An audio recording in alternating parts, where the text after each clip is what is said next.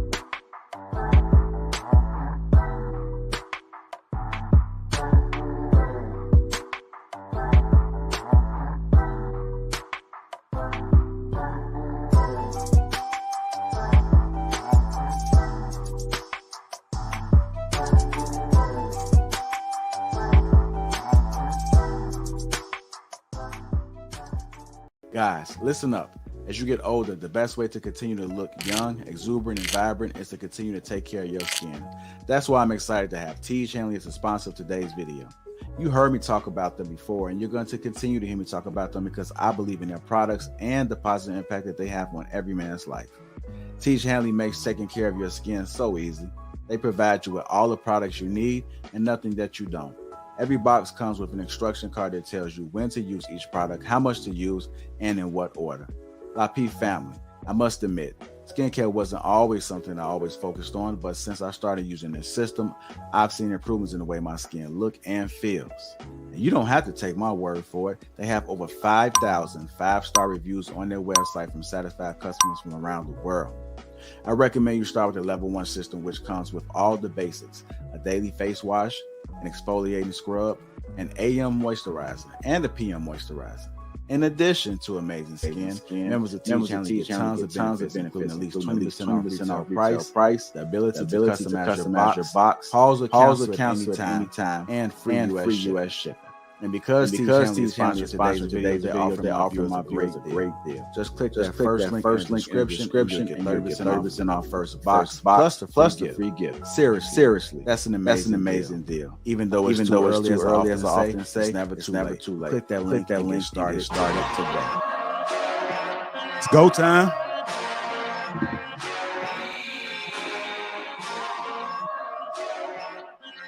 It's go time.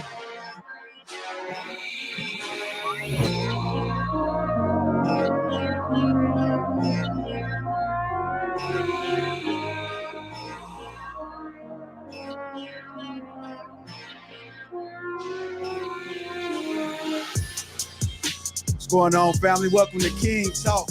Let me introduce the crew. We got Rilla. We got Ricky Williams, Chat Ninja Quest, Trill from Crew Season, King Rio, Shan, Mr. Let Go, Ali, and me, myself. I'm Lapeef JR. Also, welcome Hamadad. He'll be with us shortly. Welcome to King Talk, family.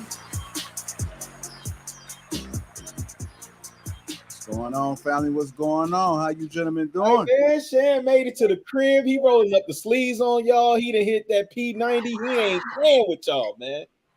Shan ain't playing with y'all, man. Smashing through that LA traffic. Smashing. Y'all saw me.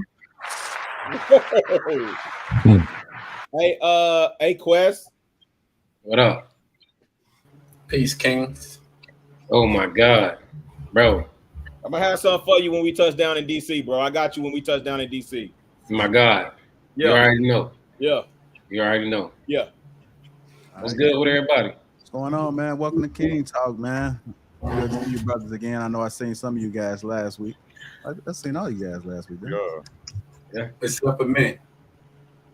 You said what? I said except for me, man. It's good to be back home. Yeah, it's like good to be back home. You was missing in action, man. Yo, when is DC? DC is gonna be in April. It's gonna be in April, man. That's what I'm looking at to do it in April. So hopefully that's a good schedule for everyone. It's gonna be amazing. Yeah. You know us niggas in the South. We ain't trying to fuck with that DC weather when it's cold, man. Hey, you talking about what? That nigga said DC in the winter. I was like, yeah, I ain't gonna be able to make that. Yeah, absolutely. Hey, look, so right They now, don't got no coats. Quest probably don't got no big winter coat at all. Yo, so I do, but them bitches stay in the closet, wrap the fuck up. but wait, hold tight, because that gives nobody no excuses. We know the tentative plan is for April. That means everybody in the chat, after you hit the like button, go ahead and journal in your notepad about April for DC. We should see you in DC in April. Facts. Hey, look, go ahead and book your hotel room, goddammit. 9 times out of 10, if you book it this early anyway, they'll give you full refund, nigga. And book your flight. Book your flight right now, fam. Book all that shit. It's gonna be extra cheap. And that bullshit already. Don't do that. Anyhow, man, welcome to King Talk, y'all. Let's make sure we get these likes up. Also, make sure you subscribe to the channel. Shout out to the sponsor again, Teej Hanley. Make sure you guys fill the Teej. That link is in the description. 30% off along with a free gift. And the Lapeef experience will be taking over DC. April is the tentative date. It's not marked in stone, so stand by for that news to drop.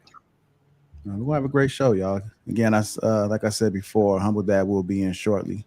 So let's make sure we give him a round of applause when he comes to the stage, as long as he ain't interfering with what we got going on already.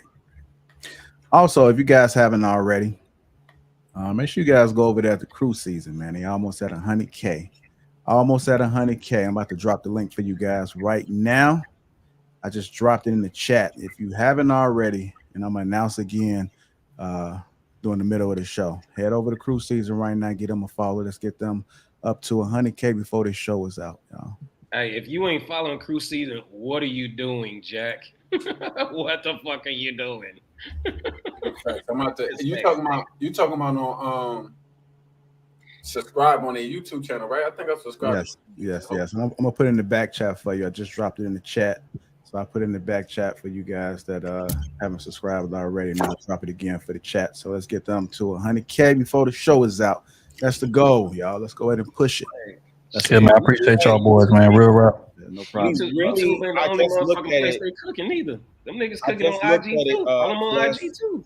I just looked at it. They 300 away. If I'm not, I mean, my eyes might be deceiving me. Looks like we 300 away from 100,000. Come on, fam. That's right. Everybody head over to Crew I Season. just hit the subscribe. I don't know. My bad, Trill. I don't know. What was I thinking? Like, I thought That's all good, G. you feel me? I don't know what I was thinking. And I'll be watching the shows, but you know. It's all right. We'll all get good, that. bro. I appreciate You you. got a pumpkin head coming. You got a pumpkin head coming, Rashawn. We ain't gonna even say nothing, man. He's gonna see the chat ninjas assemble right around him.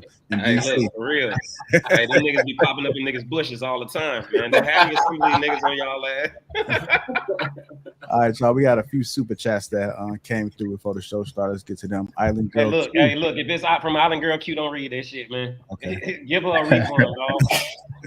She says, I hope all the bearded men have a great week. Great meals. That's on the panel. Rilla, Sir, Quest. Let they head go at 20. All right, bro. With a blue heart. Also have one from Black Jack. $2 says, shout out to Ricky and the excellent show this weekend.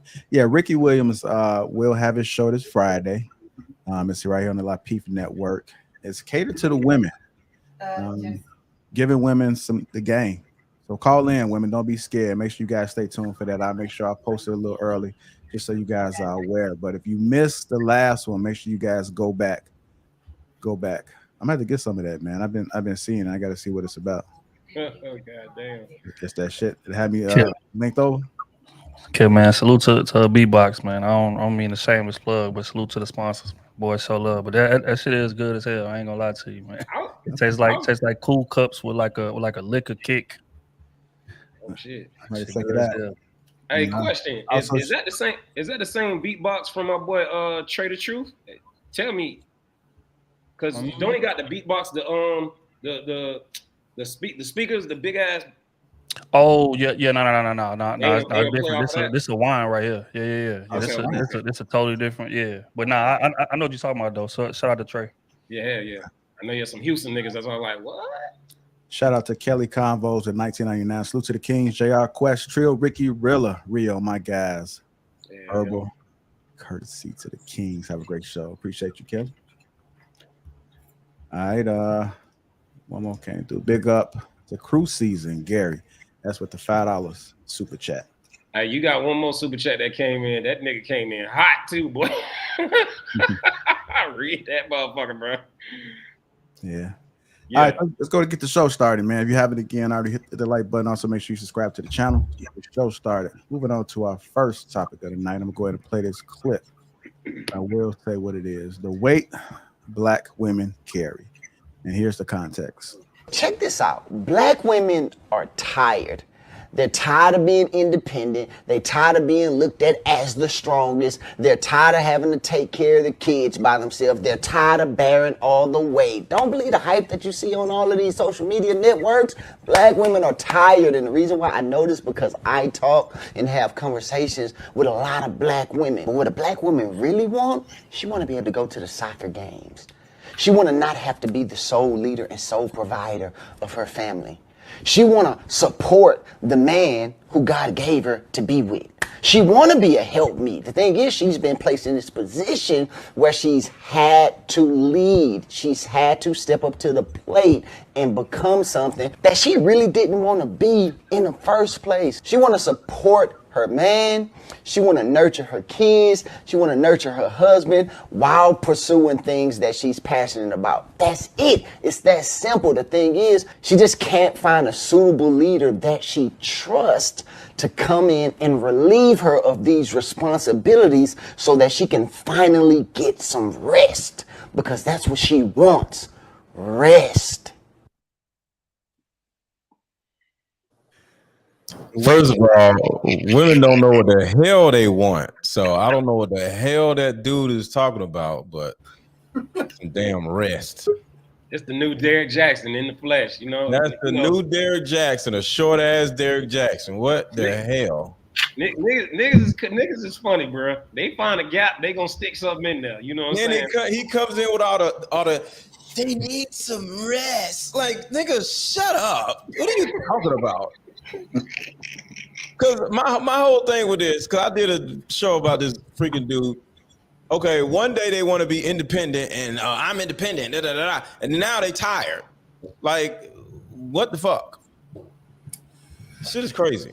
Well, let go. How about? I mean, what do you say for the part that he was speaking to, where he was saying they were placed in this position? Pick a story. That's what. Okay, so let me give y'all something I said when I was talking to my homegirl Shay. This is women in particular, right? You ever seen a kid who playing around the banister, and then some dumb reason they get their head stuck in the banister, and they sitting here crying, and then you're like, damn, how the hell did you get your head stuck in the damn banister, right? So now the parents run around trying to figure out how to get the damn kid, looking for some grease and shit, you know, trying to figure out how to get the kid, because they don't want to break their little banister, right? So next thing you know, they run around like, all right, is this gonna work? Is that gonna work? And then the kid turns around and said, see, I'm so frustrated because I was placed here.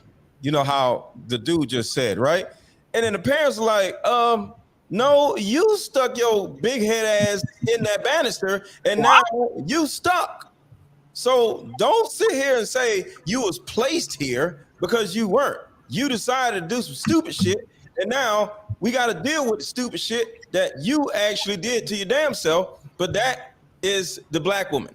They do stupid shit because, like he said, they have their kids already. They start their family already, right?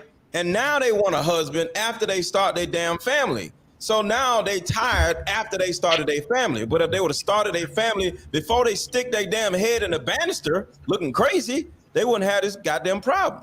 Wait, damn, cook on that, because I heard you talk about that. Damn, bro, I heard you talk about that on something else about women being bass backwards, and you just started your whole family. Like, and it's crazy.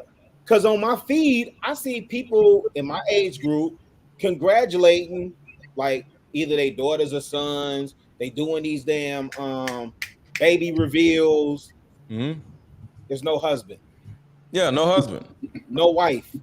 Yeah. We just welcoming the baby with no commitment.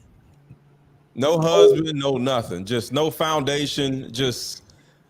And this is what I'm saying, and this is one of the biggest problems. I always say that the biggest enemy to the black woman isn't the white man, the white black man, it's other black women, because women congratulate women for doing stupid shit. So if it was a whole bunch of black women while the kids had the head stuck in the banister, they'd have a party for the kid while the head is stuck in the banister, instead of trying to get the kid head stuck out the banister. Because that's what women do. They celebrate the stupid shit other women do. Yeah, you right. You spot on with that, man. Like I think I mentioned it on here before, man. My wife, her mother, back when my wife was like in high school and shit, there would be like girls. My wife went to Cedar Grove right there in Atlanta, by the way. So, and I said that because I know you'd be familiar, Mr. Let Go. But yeah, like she was at school, and it was girls in there having babies at high school age, and you know, it might be my wife's friend, you know what I'm saying? She was like, hey, mom, I want to go to this girl, little whatever, baby shower, whatever. And her mama was like, we're not celebrating that shit. We are not celebrating girls in high school getting pregnant with no, like, this is just foolishness, right? So, yeah, no, I agree. Ladies, let's make that the norm. Stop celebrating goofy shit, please. The other thing is, yeah, you spot on with putting your head in the damn banister. Nobody told you to have kids with niggas that ain't planning on being your fucking husband. You did that shit to yourself. But you tired. And now they tired. And you want to go to soccer games. You can go to soccer games. You just gonna be going with yourself and your children because you picked wrong. Like, but we want to look at us like we fucking crazy. Nobody said, listen, and I know we go back and forth, especially with the ladies on She Critique. Shout out to She Critique. We go back and forth on you know, I'm like, hey, just because a nigga shot your club up don't mean you necessarily have to have these kids, bro. Especially when you know you done got plugged up by a pookie. You know damn well you ain't supposed to have this nigga's kid. Why are you doing this shit to yourself, bro? Right? But then, you know, the ladies, they were like, well, he shot it up at that point, you know, it's just, All right, ladies, but I'm sorry. Yeah, it's his fault. It's your Yeah. decision. You didn't have to make that decision. You literally put your head in the banister, like what Mr. Lego talking about. Come on. All right, I want to get Rio in this real quick because I know, like you wanted to chime in. Go ahead, Rio. What are your thoughts about the video? The weight black women carry. First thing that came to mind was him saying that she wants the man that God meant for her. I don't know that she considers what God wants in this decision. I'm just being honest. I think she wants God to give her the man that she wants at the time. Right? And keyword at the time, because she's going to change her mind, right? At the time, because she's going to change her mind. The level of impulse and the willingness to kind of go down this road where you're making long-term, life-altering decisions without a second thought is unbelievable. Unbelievably irrational for an adult. So I had a hard time really following and listening to his dialogues. I felt like it was so off base. There's no accountability there. You want rest. I bet we all do. Adults are tired because we work. If you add it to your load by making irresponsible decisions, who's that on? Wow. You know, I want to say this, and I agree with everyone has said already, right?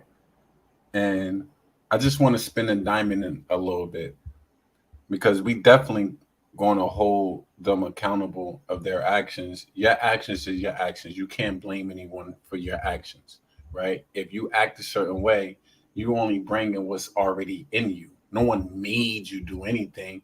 You've seen a situation and you're reacting to what's already in you. So I agree. That's accountability. However, in the same sentence, and I think two things could be true at the same time, I'm looking at women, our women, to be specific, living in or operating in an unsafe manner. And what do I mean by that? I heard Malcolm X say the most disrespected woman, and also the most unprotected woman in the world is the Black woman. And when you see a woman act or moving in the position in survival mode, they make all of these wrong decision making that they do. I think that on the other hand, we also have to do better, because you see all of the what's name dudes see women getting their behinds whooped, and a nigga just holding up a camera. Like, I watch. It's crazy. Then you expect your woman who feels unsafe to operate in the best of manners? It's not going to happen. Look at children when they operate in an unsafe environment. What happens? When we don't feel protected. Even men. Look at Rashawn, real quick. When you said we have to do better, you mean we as in men, Black men? We as the Black men, of course. Who else gonna protect the Black woman other than the Black man? No, but now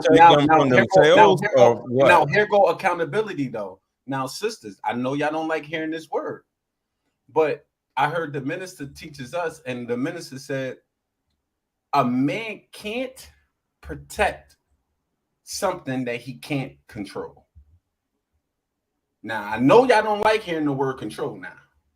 Now, y'all want us to protect you, but you don't want us to give us a certain level of control. You can't have it both ways. If you want us to protect you and you want to live and not be in survival mode and feel safe, you have to give up a certain level of control so the man can protect and be more empowered to protect what he has or what he's leading.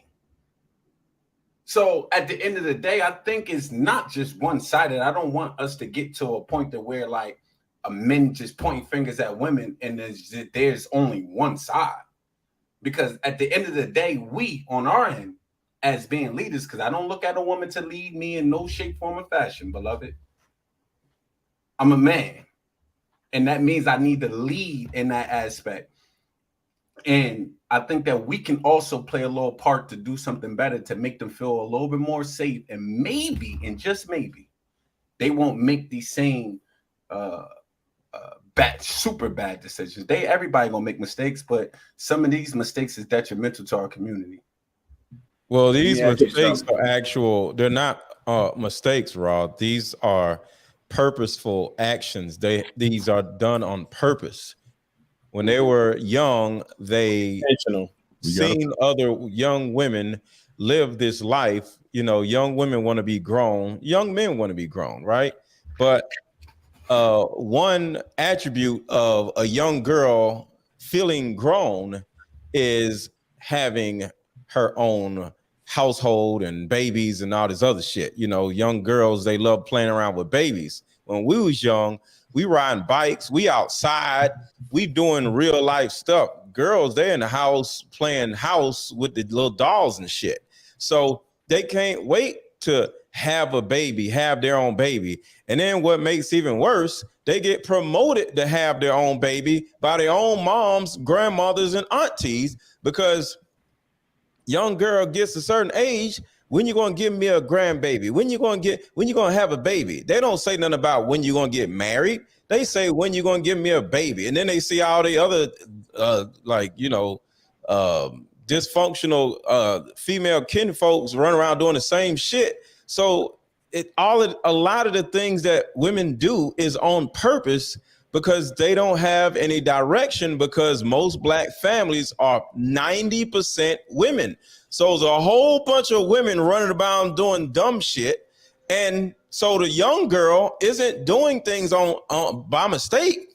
No, she's literally following the lead of the other goofy ass women that are older than her. This shit is on purpose, not by mistake at all. So can I ask Quest a question? Because remember Quest, we had this reality talk, right? Remember that, Quest? When we had the reality talk, right? Okay.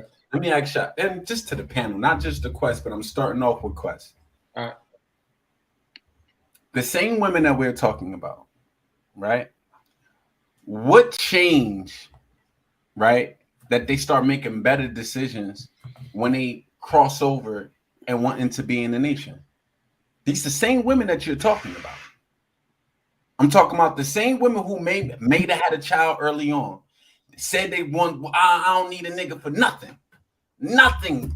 The one who you say that, you know, the wildest ones. And then when they cross over into the nation, now they don't mind the man leading. So they feel safe. They're submissive. They follow the direction of men that's leading, not by force.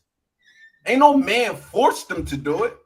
I want to know to the panel, because these are the same sisters, because we all from the bottom. Ain't none of us, most of us wasn't born in the nation.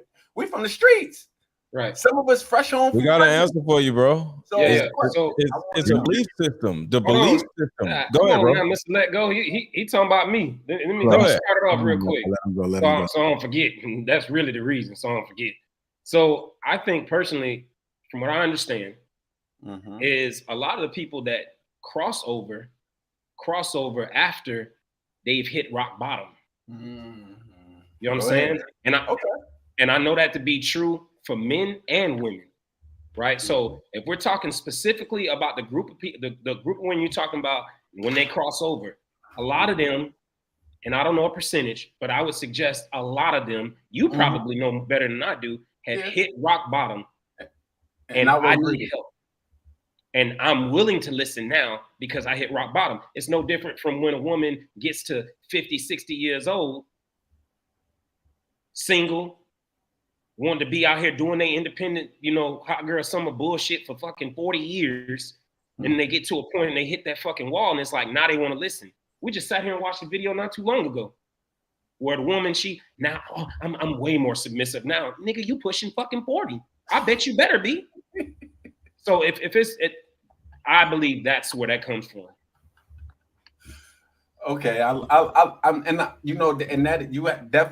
that is truth to a certain extent, because there is a lot of us young that go in and 19, 20 years old, they in college, they didn't hit rock bottom. You know what I mean? It's a lot of college people that come into the nation, and a lot of the sisters didn't hit rock bottom, but they was bred up, and we had these conversations in our classes. We was bred up to a certain way, the same mentality that we are talking about, but something changed. Oh, wait, let me stop here. I'm wilding.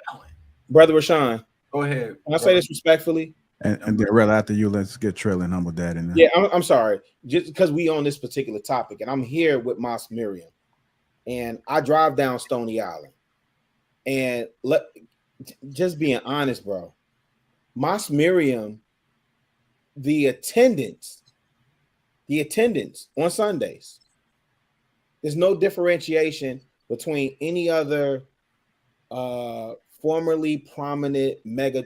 I say this respectfully, honestly. Yeah, any formerly prominent mega church that I would drive through and look at their parking lot. Mm-hmm. I say that to say what Quest is saying is right, bro. It is. People hit rock bottom. These young people are live fast, die young. Here's the difference, though. And I think this is what we're leaving out, and this is what I wanted to. And we don't have to dive into it because I know you want to get Trill and Humble Dad in. But with the young people, I'm encouraged by a lot of the young men who were saying, I don't want to be the type of man my daddy was. Those of us who grew up in households where we didn't have our fathers present. Mm-hmm. There's a lot more younger men that are saying, I'm going to be a different dad than women who are saying, I'm going to be a different mom. Mm-hmm. And I think that's part of the discussion that we're not accounting for. But when it comes to beliefs, because for what you're saying, whether you're Christian or Muslim, like most people come into a place of brokenness and contrite. They're contrite when they're completely broken down. And there's God ain't nothing else I can do. Mm-hmm. Allah, inshallah, all of that. There's nothing else I can do. It's all in your hands. And I think that's that part of the conversation we're leaving out. Okay. Can I just add something to that too? Because I know you mentioned, Rashawn, about religion, specifically the nation, seeing results, right, in way of transformation, and uniformity, discipline, protection, and all. But I think it's important to recognize that just like many other religions, that not everybody follows, right, the principles and the value system within that religion to perfection. None of us do. You know what I mean? So you still have, we know you mentioned street niggas that find Islam in jail, sometimes come out, right, and still in savage mode. You know what I mean? And they are also acting and operating in the same as people of other religions, Christians and whoever else, who aren't necessarily operated within the morals and principles of their religious beliefs, right? So I think it takes more than that. That's where I have the question to how can we protect, you mentioned protection, how can we protect our women, the ones in our immediate sphere, whether it be daughters, nieces, you know, sisters or whoever, from having unprotected sex with, well, unprotected sex while single. And by single, I mean not married. You know what I mean? We can't follow them into that room. No, you can't. We can't follow them every place that they go. They still gonna meet a persuasive nigga somewhere out here. And even if he ain't got to talk them out their drawers, well, sometimes they just want to give them up. A lot of times they do. So how do we provide that level of protection? I think we need to bring back shame. I think we need to bring back shame. Listen, don't tolerate it. Listen, you don't have to. If you know what? Before I get to that, I'm gonna explain that. But we got to get Trill and Humble Dad in, and then I'll go in. My bad. I'm gonna just say this, man. I don't think anything that y'all said was wrong. I just kind of hate how this shit is being painted more so. It's just all women are the only ones that gotta fix shit. Niggas, we good. What do you mean, man? Have to make adjustments? What do you mean? Well, I mean, if we're gonna keep it real here, we got to go back to the root of how shit got this way. I think y'all speaking of how shit is going now. But the root of how shit got this way is niggas not being in the home. Now, of course, it's for a myriad of reasons.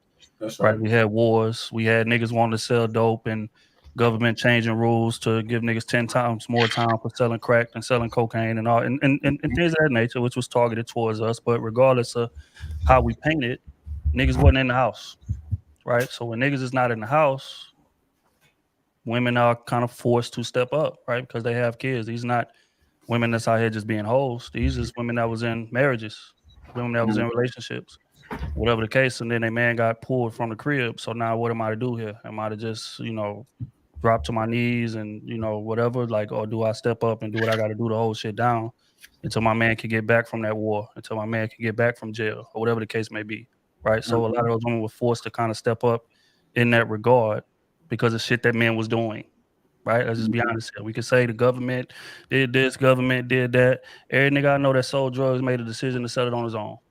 Could easily went got a job. And if you factor in the amount of money he was making when he was selling drugs compared to the time, factor in the time he did and all of that shit, and then he get out and you multiply that by hourly, he could have worked at McDonald's and made the same fucking money, right? So it's all a choice here. So we can't leave that part of it out. Now, in terms of saying, like taking the decision making away from women, I think that's different. Women do decide who they open their legs to, and things of that nature. But at the end of the day, decision making comes from programming, comes from tutelage. Right. So if I don't have tutelage, my decision making is going to be a bit off than from somebody who does have it. Right. An example of that would be, we all got kids. Right. So if I'm not raising my kids or I'm not being there and being as attentive as I should be, and then he go out here and start robbing niggas, shooting niggas and doing all type of shit like that. And I'm like, damn, I can't believe he made the decision. He a grown man. He should know how to make decisions. Sure, he does. But again, tutelage would aid in that. So we can't sit here and just point the finger at women on one end, and then on the other end say we are the leaders of society. Because if we are the leaders of society, then that means we will provide the structure that would aid in their decision making. The fact is we don't. So going back to what Rashawn is saying in terms of the nation, what causes the shift is simply structure. A motherfucker in structure and a system that they perceive to be working. Or however it is. Right. So again, like just that vision of structure is gonna make a motherfucker button things up. It's just like, I don't know if y'all watch the NFL, but it's like a bunch of NFL players who be on teams and they just do what the hell they want to do on most of these teams. And then they go to New England. And you're not doing what the fuck you want to do in New England. That because this structure that we have implemented here is not gonna allow for that. You get to breaking rules, your ass is gonna be on the street. Go ahead, Trev. So structure, programming, tutelage, let me rephrase, the lack of those things is what got us here. And that causes women, but not causes them completely, but plays a major role in them making the decisions that they make. So I can't sit here and say that it's just all women. I think women are a byproduct of the structure that we failed to lay in previous generations. Go ahead. Whatever the reason. Go ahead, Trev. All right, go ahead. Well, the main... hold on. I mean, it's not really much to add because everybody's kind of made the point of that. Women should keep their legs closed if they don't want to be single mothers to a man that hasn't said that they want to marry them, right? So if a woman can decide all of these other things, then why couldn't she decide only to have sex with the man that is either married to her or has shown the qualities of being a marriageable dude, right? The weight that she is carrying is a result of her decision making or bad decision making.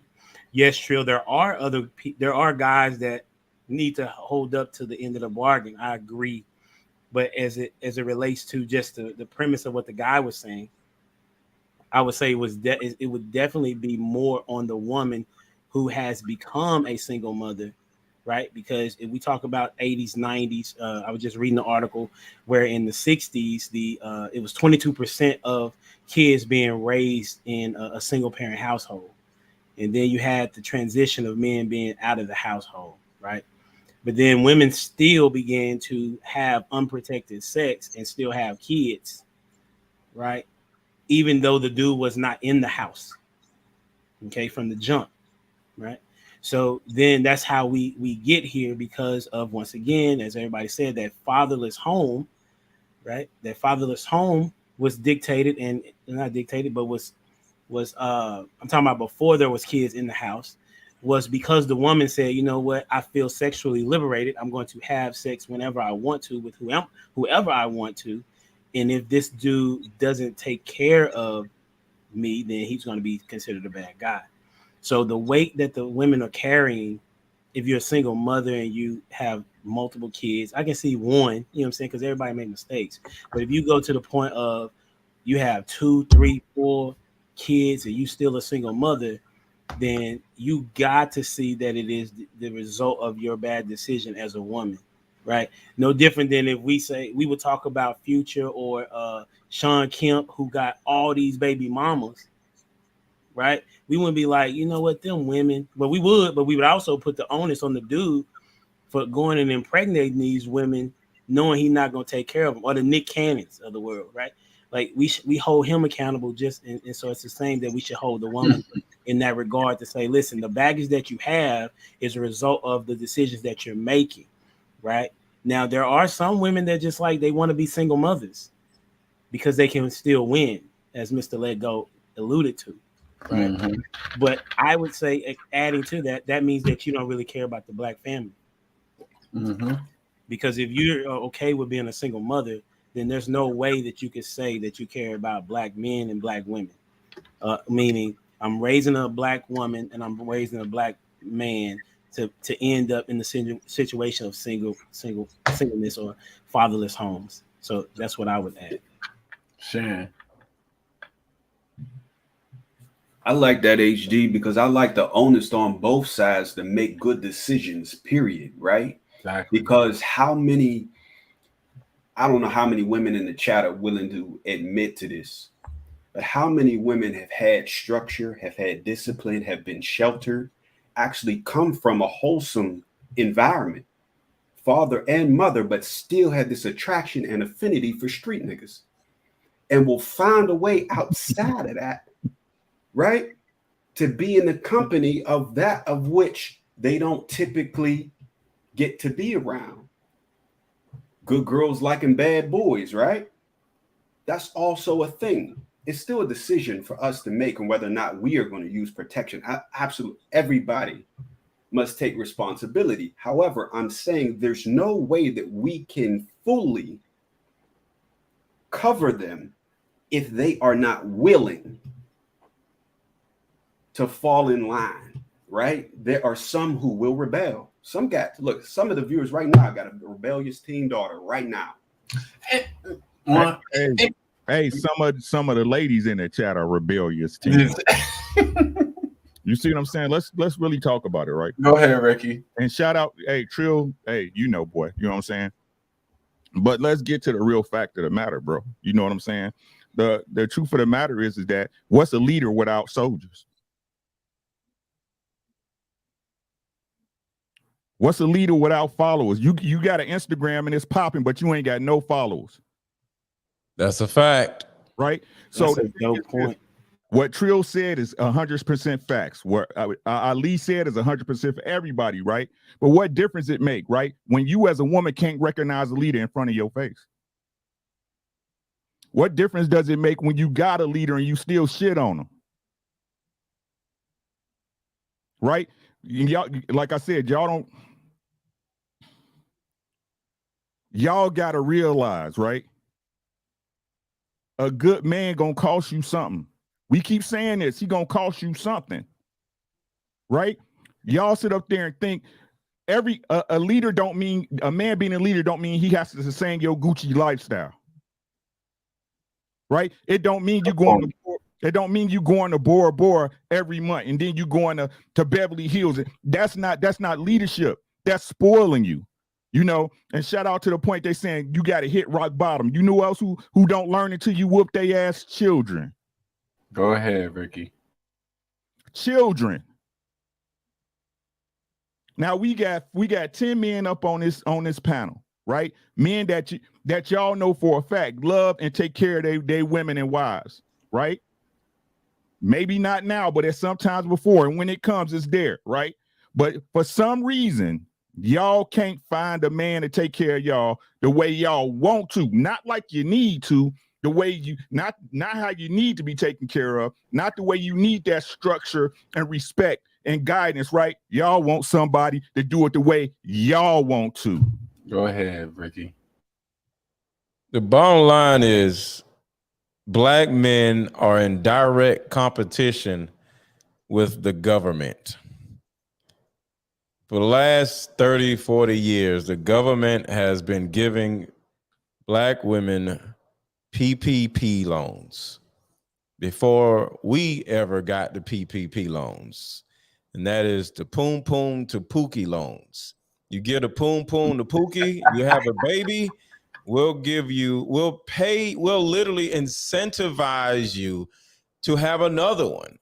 Huh? We'll literally pay you for the rest of your life. So that's what we're up against. We're, as black men, we're in direct competition with the federal government. So they literally look at us, get a husband, I gotta be controlled, get a husband, I can't go out and shake my ass, get a husband, I can't run around acting like a child, or I can like marry the government and let the government pay all my bills. Then I can run around doing all the stupid shit I want to do. And that's who we're in direct competition with. But let go. Honestly, that worked for, because I think I remember you saying your age, and you and I are 2 years apart. That's a part of our generation and older, bro. These younger cats, hey, these younger cats that's getting to the bag, that's learning to go into STEM, that's learning to become engineers, man, they ain't putting up with that. That's why this whole conversation with passport bros exists. They're like, yo, I can't get it from you, and you may shame me for a snow bunny, but I'm gonna go get a snow bunny. Yeah, but he's not talking about the boys. He's talking about the girls. I ain't worried about the girls. I don't care about the girls at this point. I'm gonna be honest with you, because they ain't listening, Quest. But that's who he's talking about. I got you. I know, no, I do. I swear, bro. I hear you. But what I'm saying is the lady's not listening. Because what I said was there's a generation of young men, because I talk to them online and offline, and they're saying, I'm not gonna be the dad that the dad that I saw grow up. I don't want to be him. Or for me and Let Go, our generation, me, Let Go, Shan, Ricky, our generation, if our dads wasn't there, we were like, I'm not gonna be that same dad. Can I? Just hold on. Let me. My bad, brother. Go ahead. I'm gonna land this plane. I promise I'm gonna land this plane, because I think it's important. Because when we have these discussions, we're talking. There's multiple generations on this platform. There's no boomers here, but you got X, Generation X, Z's, millennials, Y's, all these other different things, right? So we have to take all that into consideration. What I do know is that there are young bloods that are out here that are savages, but I'm also encouraged by the young bloods that I'm talking to. And so, Trill, to your point, I'm really not finger pointing at females per se, as much as I'm highlighting the young bloods that I'm inspired by when I talk to them, and they say, I'm not going to do it the same way that I saw it done. They used to, like how you talk about Port Arthur and even being in H-Town, and you know what I'm saying? Like, even for me, when I talk to these shorties, like, yeah, your generation was the generation I was running in, turning my moms out, made her a dope fiend, and this, that, and the third. And I ain't selling damn drug. But they got resentment towards me. Right? Will you finish, Rilla? Yeah. I'm gonna ask you real quick, Mr. Let Go. Do you know the percentage of black women with multiple fathers, multiple baby daddies? Oh, that's a good one. I'm not the type of person to be pulling up percentages or whatever. 68. That's cool, because at the end of the day, not single mothers. I just hold on. I just want to say this, because at the end of the day, it doesn't really matter, because there's nothing wrong with percentages. But sometimes women, because I know somebody in the chat wanted to know that, sometimes women like to find ways to argue a point that is obvious to everybody. So instead of arguing something that is obvious, like, you know, fish swim in water. What percentage of fish swim in water? We don't need to know that. We need to know fish are swimming in water, and is it a problem or is it not a problem? So just with me in particular, not to dismiss your question, I don't really care about the percentage. I see that there's a problem, and we got to focus on the actual problem and a solution to the problem, and not the percentages of the problem. And I know that question. I think you got a little because if you knew the answer, you would know it would be in your favor. No, I'm not here to win a debate. We didn't love the debate. No, I'm what I'm saying is that well, I'm having the conversation as well. I was only asking to see if you knew, not to try to see anything other than that. And because you didn't know the answer, you were offended by that. So that's first and foremost, right?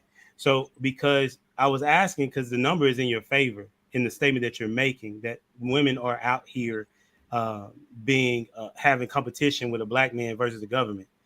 Well, I don't know where Shan got his stat, but I seen three or four different articles say that 59% of black women that have kids, they have it by multiple fathers.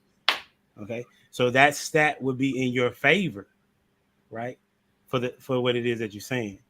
And there's nothing female-ish about me. I'm only using the statement as it relates to statistics to help your argument.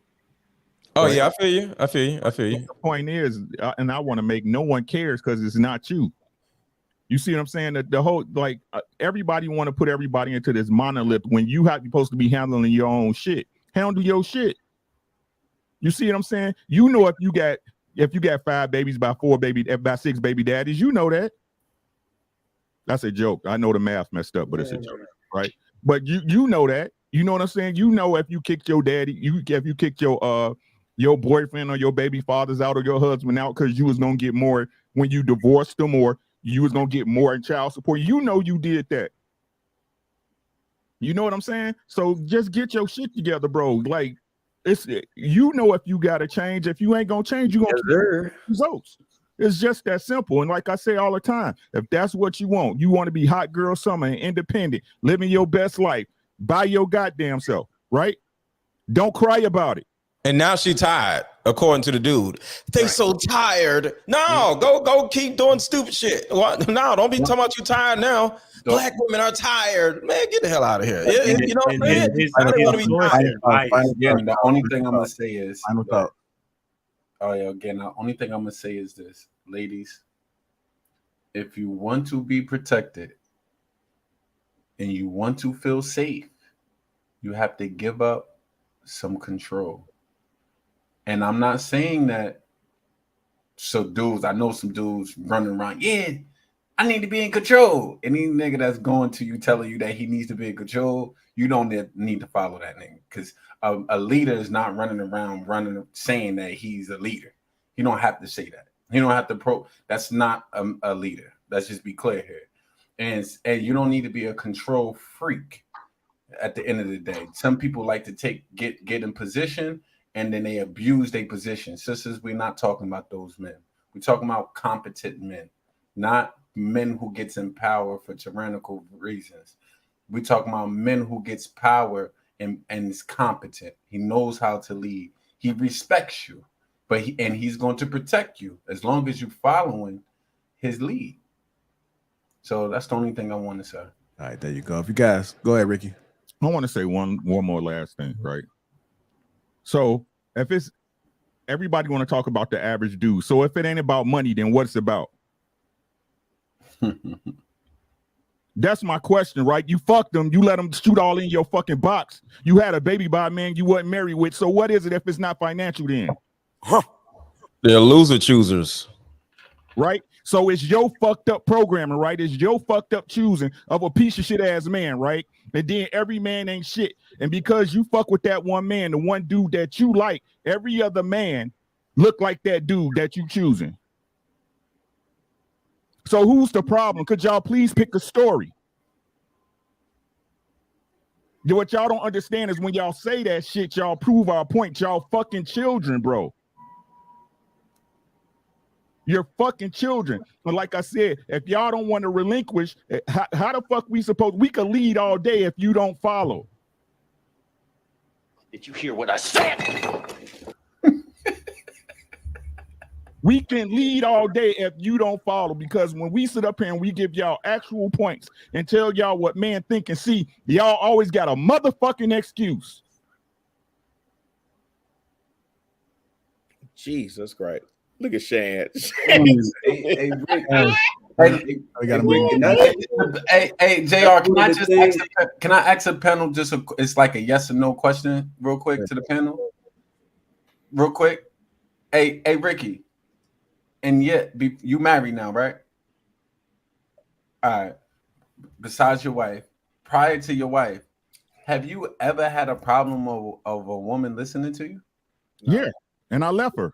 Okay, 100%. But was that like like all the women that you met?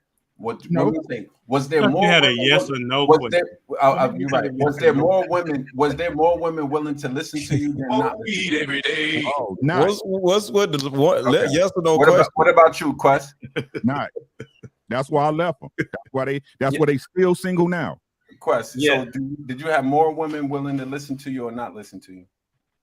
I would say I had less women willing to actually listen. I was younger too, so the ones that weren't listening, it's probably because I was younger and I wasn't really a true leader at that time. Okay, true. What about you? You had more women willing to listen to you or not listen to you? I've never been with a woman that didn't listen to me ever. Okay, that's just honest. What about you, Humble Dad? You got never been with her. If I was with her, she listened. Okay, Rio. Mine listens, but it's not a forceful thing. Right? That's not what I'm saying. So I just wanted to add that, because when we say, I'm not talking about in the perspective of she's a child, because it's not like that's not what I'm saying. I think anybody that's in the chat thinking that we're trying to make a woman a child, they need to stop these shenanigans. What about you, Shane? Did you have more willing that you was dealing with willing to listen to you or not listen to you? I've had women that don't listen. But out of the women that you dealt with, was there more women not listening or more women willing to listen? Damn, I gotta count all the women. So you're supposed to say yes or no, Shane. It's a yes or no answer though. That nigga said carry the 3, divide the 4. Yeah, I gotta do. You got me in here doing fucking. My bad, shit. Nah, listen, I've had women that listened at first and then switched up after they got locked down.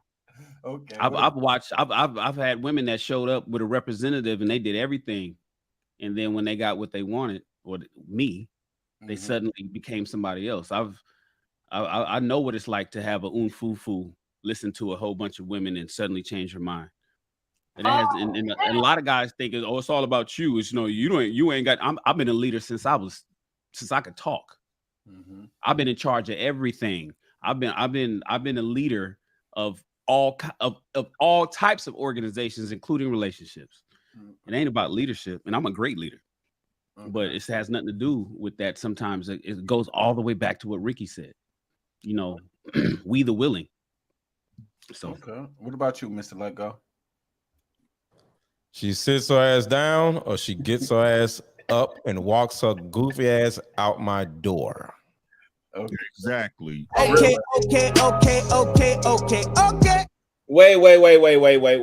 Because there be young bloods in the chat. Let Go. Hold on, Let Go. Rilla, what about you, Rilla? Wait. Because Let Go is in our age group. Like, you see Rilla trying to stall. Nah, I ain't trying to stall. I can answer this outright. That ain't listen. Oh, you trying to say it's cap? No. I want you to add context. Go when you done, Rilla. Go ahead when you done. No. I just want you to add context. When did you get to that stage? Are you saying at 18 you were saying this to women? Okay, I'll take it. And I want to say this, right? Hold on, real quick. I was married early, so that's right. You right. You did. So my ex-wife sat her ass down. So yeah. Okay, that's fair. And this is what this one I say. This is the difference, right? This is the difference that women don't recognize, right? If I pick a bad woman, I could leave her, right? But when you pick a bad baby daddy, you stuck for life. Bingo, what he said. That, yo, cause I would say, man, I never met a woman, I never met a woman that I've known for a while that just wasn't submissive to me. Rather her, it could be even her friends. Like I've been in restaurants and I seen chicks barking on niggas. Nigga, you ain't finger all in it. I don't know what that feel like. I literally don't know what that embarrassment, and when a woman runs that relationship, you could tell they be wilding everywhere, right? It's on site everywhere. I just don't, a lot of, and I wanted to make it clear because I know a lot of dudes, they be listening to us on King Talk or when we on our platforms, whatever, and then they try to take our argument points, and they not that caliber men. And thinking that they're going to use the same equation that we use and think they're going to use that in their situation, and you're going to find yourself in a different situation, bro. You got to be competent. Rashawn, though, but you got to take one thing into consideration. I know JR wants to move on. Yeah, so after everybody else talk. All right, cool. So just know that generations are different. My generation, we were taught, we were told, you can be all the bull with all the testosterone you want. We were buck broke. We were taught to be simps. We were taught to pander to women in the 60s and 70s and the 80s. I was born in 72. I graduated high school in 89. In the 80s, we were told this is what you do. Everything that around us, every billboard that we saw, every advertisement on the side of the bus, every movie that we watched, from Waiting to Exhale and all of them, all the TV shows we watched taught us to be that way, whether we had it in us or not. It was almost like we were told to be docile, even if we had the energy to be what you claim. So us growing up now are saying, okay, cool. We learned that shit didn't work, and we trying to teach our sons differently. So I'm old enough to be your dad. And I can say, look, man, that shit didn't work for me, but I don't want my son to go through that shit because that drove me crazy. So don't mix up generations and certain people, because what you experienced growing up is different than what I experienced growing up. So you got to take that into consideration. Hey, JR, let me say one more thing. I'm just playing. I'm just playing. We gotta push through. I'm getting word that the likes are low. Hey, Chat Ninjas. Hey, hold on, JR. I got your light work. Chat Ninjas. What the fuck, bro? We supposed to be assembling, right? Come on now. Chat Ninjas assemble. Let's get these likes up, man. Support the platform. Chat Ninjas assemble. What you mean, man? Get the likes up. Act like y'all love this platform like we love y'all. Man, no question. Every week we do this, man. And shout out to the ladies that are here, because we know, ladies, we know you love us over here, man. Like, for real. We know you love us. We know the numbers are up because of the ladies over here. Y'all trying to sneak peek some conversations. Okay, ladies, if that's the case, man, show some love. You know what I'm saying? Share this with your son. Share this with your brother. Share this with your nephew. You dig what I'm saying? Like, stop playing with us like that, ladies. We know y'all over here trying to get the sneak peeks. When you come in the door, right? Same way you was trained, wipe your feet on the rug, hit the like button. We ain't asking. We appreciate all the super chats, contributions, all that's greatly appreciated. We really would appreciate it if y'all get crew season up to 100,000 a day. We really to crew season.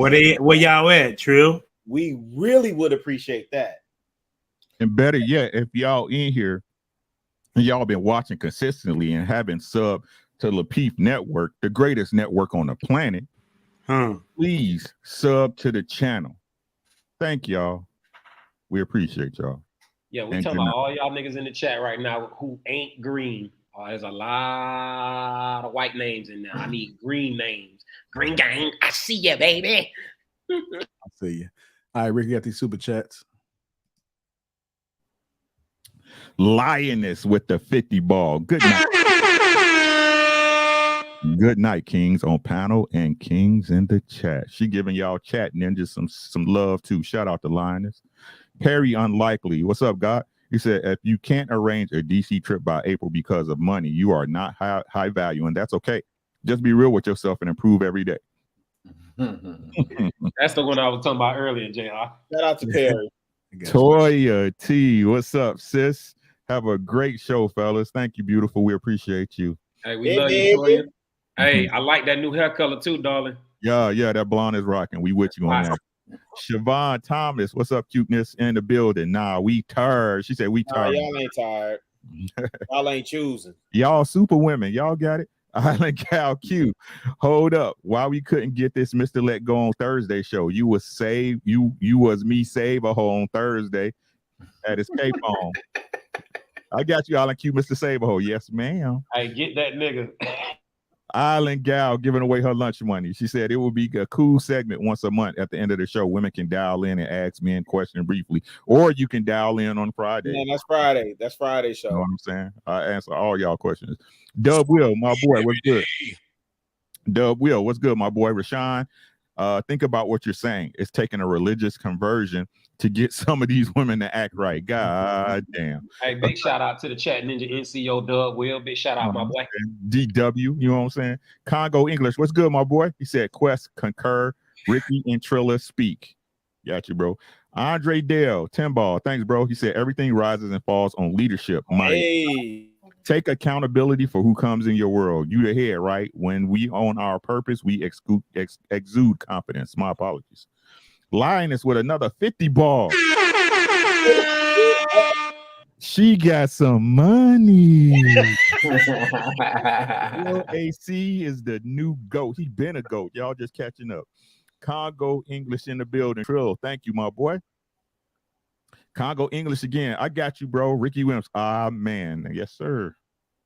Construct Inc. Icon 199. Hey, that sign was fire too. I seen you, my boy. He said, peace to the panel and the Lapeef. Yes, sir. Hey, Ricky, I asked him, I said, is that like Constructicon, like Decepticon? He said, yep. All right. I got you now.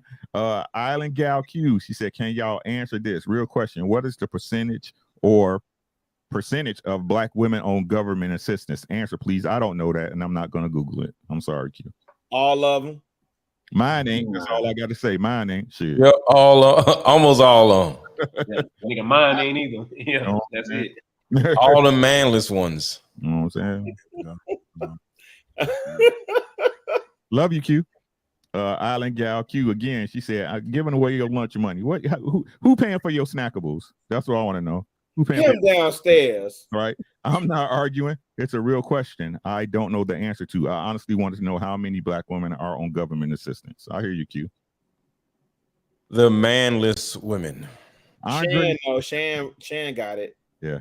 Andre Dale again. He said, JR, we have to reach and teach the young ones early, 10 to 18. If we miss them early, mindsets are being created to their disadvantage. Just a thought. Agreed. That's why it starts in your home. You got to. Hey, I'm about to go ahead and put this up here. This is what Construct Icon does right here.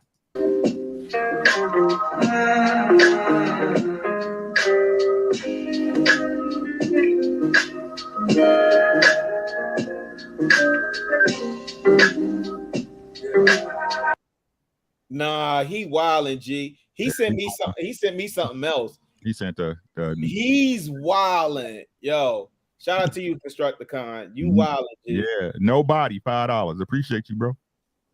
No head. Be wildin' them comments too. Island Gal Q. Ricky, stop yelling at us. John Joseph said PBS documentary, Single Mothers from the 80s. Yeah, I seen that, bro. That shit was sad as fuck. Dub Will, $5. 1,040 viewers, 382 likes. That's a MF in disgrace. You ninjas don't deserve this fire. Get the likes up or get on somewhere. Negus Malcolm, salute. Nobody, another 5-piece. Thank you, bro. Tyron Davis, special big ups to the Chat Ninjas. Island Gal again, don't ignore the real flag. If she don't listen, let her go like some of y'all let go of y'all hair. Plain OB, just because my favorite day of the week. Now Fridays I included. I got you. Allow me to reintroduce myself. My name is Hey. John Joseph, correction, 1986. Correction. That's correct. That's correct. Vanishing Black Family. Yeah, that's correct. Nobody. I owed y'all some money. Mad respect to the whole panel. You're showing the world how we show respect to each other. Keep up the great work. Shout out to Trio. 100K ball coming, bro. Kelly Combos, what's up, sis? Pastor Ricky and co-pastor Trio preach Tuesday night service. By the way, get the likes up. Come on, family, show y'all support, please. G Firm, shout outs to my dog Rashawn Ali for selling Muhammad Speaks outside the strip club. What? Siobhan Thomas, what's up? All this good content, not enough likes. Facts. Andre Dale, a man is a rare breed who teaches a male those attributes by word and deeds. Correct, good sir. Men are built. Yep. That's all of them. All right, y'all. Appreciate all the support with the super chats to get the likes up. Let's just get the likes up right now. Everybody take a moment right now. Hit that like button. And while can I say one more thing real quick?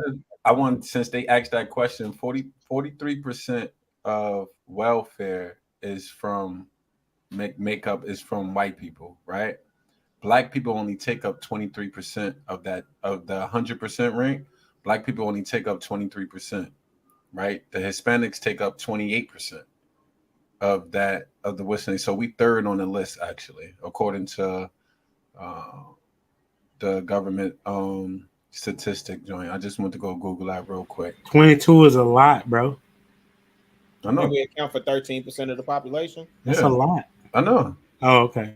So that's you said only. Wait, what are you talking about? You said only. You said only, so I thought you thought it was. Oh no, I'm saying more white people. I was about to say, I was about to get to that. Per capita. White people are 50% of the population, so that's the reason why they run it. 43% of the welfare is white people. That would make sense. Hey, listen, I'm sorry, guys. Just real quick, I appreciate those points. JR, is there any song that we could play that's like can we play Ice Ice Baby that wouldn't get us a copyright strike? Because I'm feeling really disrespected right now with the way that the likes are. Trying to do a commercial on there, man. Shut this shit down, JR, bro. Hey, you talking about? Man, they playing with the likes, bro. Hey, look, even listen, I know the ladies are lurking and some of the haters are lurking, and we welcome y'all too. We're not asking for money. Like, just hit the like button, work us into the algorithm so the young bloods can see this content. Oh, they're in the beatbox. Ricky off the beatbox. So shout out to the sponsor, apparently. But I'm just saying, man. Hey JR, I'm gonna sing you some music so you won't get. Don't worry. I'm not going. I'm good on music. I'm good on music. It's too early, but that's okay. I got commercials. My gym workout was phenomenal. Before I went home, I decided to stop over at my mother's house. I haven't seen my mother in 2 months. I know she's going to be very surprised to see me. I can't wait. What the? I couldn't believe what I was seeing. The first thing I noticed was this person's skin. What is going on? Uncomplicated, untreated skin? Who is this guy? I had to take a step back, but then I realized it was my brother. But look at his skin. Have you guys ever seen anything like that? I had to take a closer look and figure out what was going on. Best believe I crept up on him. Peep this. I'm still looking at his skin, trying to figure out how did we get here. I could do nothing but shake my head. He could definitely use my help. I had to get to the bottom of this. He definitely needed some game about his skin. I'm just staring at it, like looking at it. Come on, bro. I knew what to do. I had to reach in my bag and get that Tiege Hanley. Uncomplicated skincare for men. Bro, this is why I'm excited to have Tiege Hanley as a sponsor of today's video. They have helped me start and maintain my skincare routine by making the entire process uncomplicated. Honestly, it's the best skincare system for guys like you and me. I recommend you start with their level 1 system, which comes with all the basics. A daily face wash to get rid of the dirt and the grime on your skin, a 2 times per week exfoliating scrub to get rid of the dead skin cells, an AM moisturizer with SPF 20 because you should always be protecting your skin from the sun, and a PM moisturizer to help your skin stay hydrated and healthy throughout the night. My brother was so excited. My favorite part about Tiege Hanley is that every box comes with an instruction card that tells you when to use each product, how much to use, and in what order. They really make the process of achieving and maintaining amazing skin easy. Shout out to Tiege Hanley. And because Tiege Hanley is sponsoring today's video, they're offering my viewers a great deal. Just click the first link in the description, and not only will you get Teach Handley for the best possible price, but they'll also give you a free gift with your first box. Click that link and get started today for just $30. Feel the Teach. Let the Teach force be with you. All right, y'all, let's get them likes up. Moving on to our next topic. I got a question for the panel right here. What does respect look like from a woman? What? What does respect look like from a woman? If you could identify. I got that. So what is it? I bet you do. Go ahead. So respect is simply because love to men and respect are synonymous. We need respect. So respect, like, is the way a woman can actually love us. Like, we don't really ask for much as men, right? All we really want is a woman to see us as somebody that is worthy of protecting them. Everything that I personally believe in is always going to be wrapped around in protection. So if a woman feels safe around me and she's able to follow my lead, well, that means she respects a certain level of authority. I don't want to say respect my authority or whatever, but she sees me as somebody that is somewhat of an authority figure in her life, and she can go to me and get some value from me. So I think respect goes directly with love. And if a woman doesn't respect a man, he doesn't feel loved, because we want to feel loved too. We don't need all the extra shit. We need a woman to respect us. So that's what respect actually is to us as men. I don't know if I can speak for all men, but that is the biggest part of love when it comes to men. Not all that holding hands and kissing and all the flowers and shit. Is the respect. All right, anybody else want to chime in on what does respect look like from a woman? Go ahead, Rick. Cooperation, reciprocation, appreciation. Yeah, I would say gratitude. Gratitude. I don't think women really realize how many bullets men take in order to make them feel, valued and appreciated all the time. Like we'll literally go without. I remember, growing up and watching my dad on Christmas and shit, and he done spent a lot of money on gifts for everybody. You know what I'm saying? And back then I was too young to afford it myself, but sometimes he didn't even get nothing at all. And he done spent $1,000 on gifts, $1,500 on gifts type shit. And, not only that, but a lot of times we'll be a bit ungrateful for real. If I'm gonna just be honest, you know what I'm saying? Oh man, I wanted this, I wanted that, you know what I'm saying? But not really factoring in like the sacrifice that he made, you know what I'm saying? Just to see the looks on our faces to make sure that we was happy, make sure that we got what we wanted. I think dads are oftentimes just overlooked in that regard. You know what I'm saying? Like we go above and beyond for Christmas, above and beyond for Mother's Day, birthday, anniversary. We buying our girl this, buying our girl that. And then when his Father's Day come, he get a bow tie and a pair of socks. You know what I'm saying? So it's just certain shit like that. Like all men want to do is feel appreciated. That's it. You know what I'm saying? If you could find ways to show your man gratitude, to show your man that you're paying attention to the sacrifices and all of the effort, time, and energy that he's putting in to making your life as amazing as it is, that right there is good enough for us. So yeah, gratitude would be my answer. If I added to that, I'm gonna just add to him. I say a form of respect would be like being that left guard that the quarterback needs. Like you're able to kind of see what it is that he may be missing. Right? Can you say that again, Homer? Dad? I think I missed what you said. Say that one more time. She can be that left guard, like she got your blind side. I got you.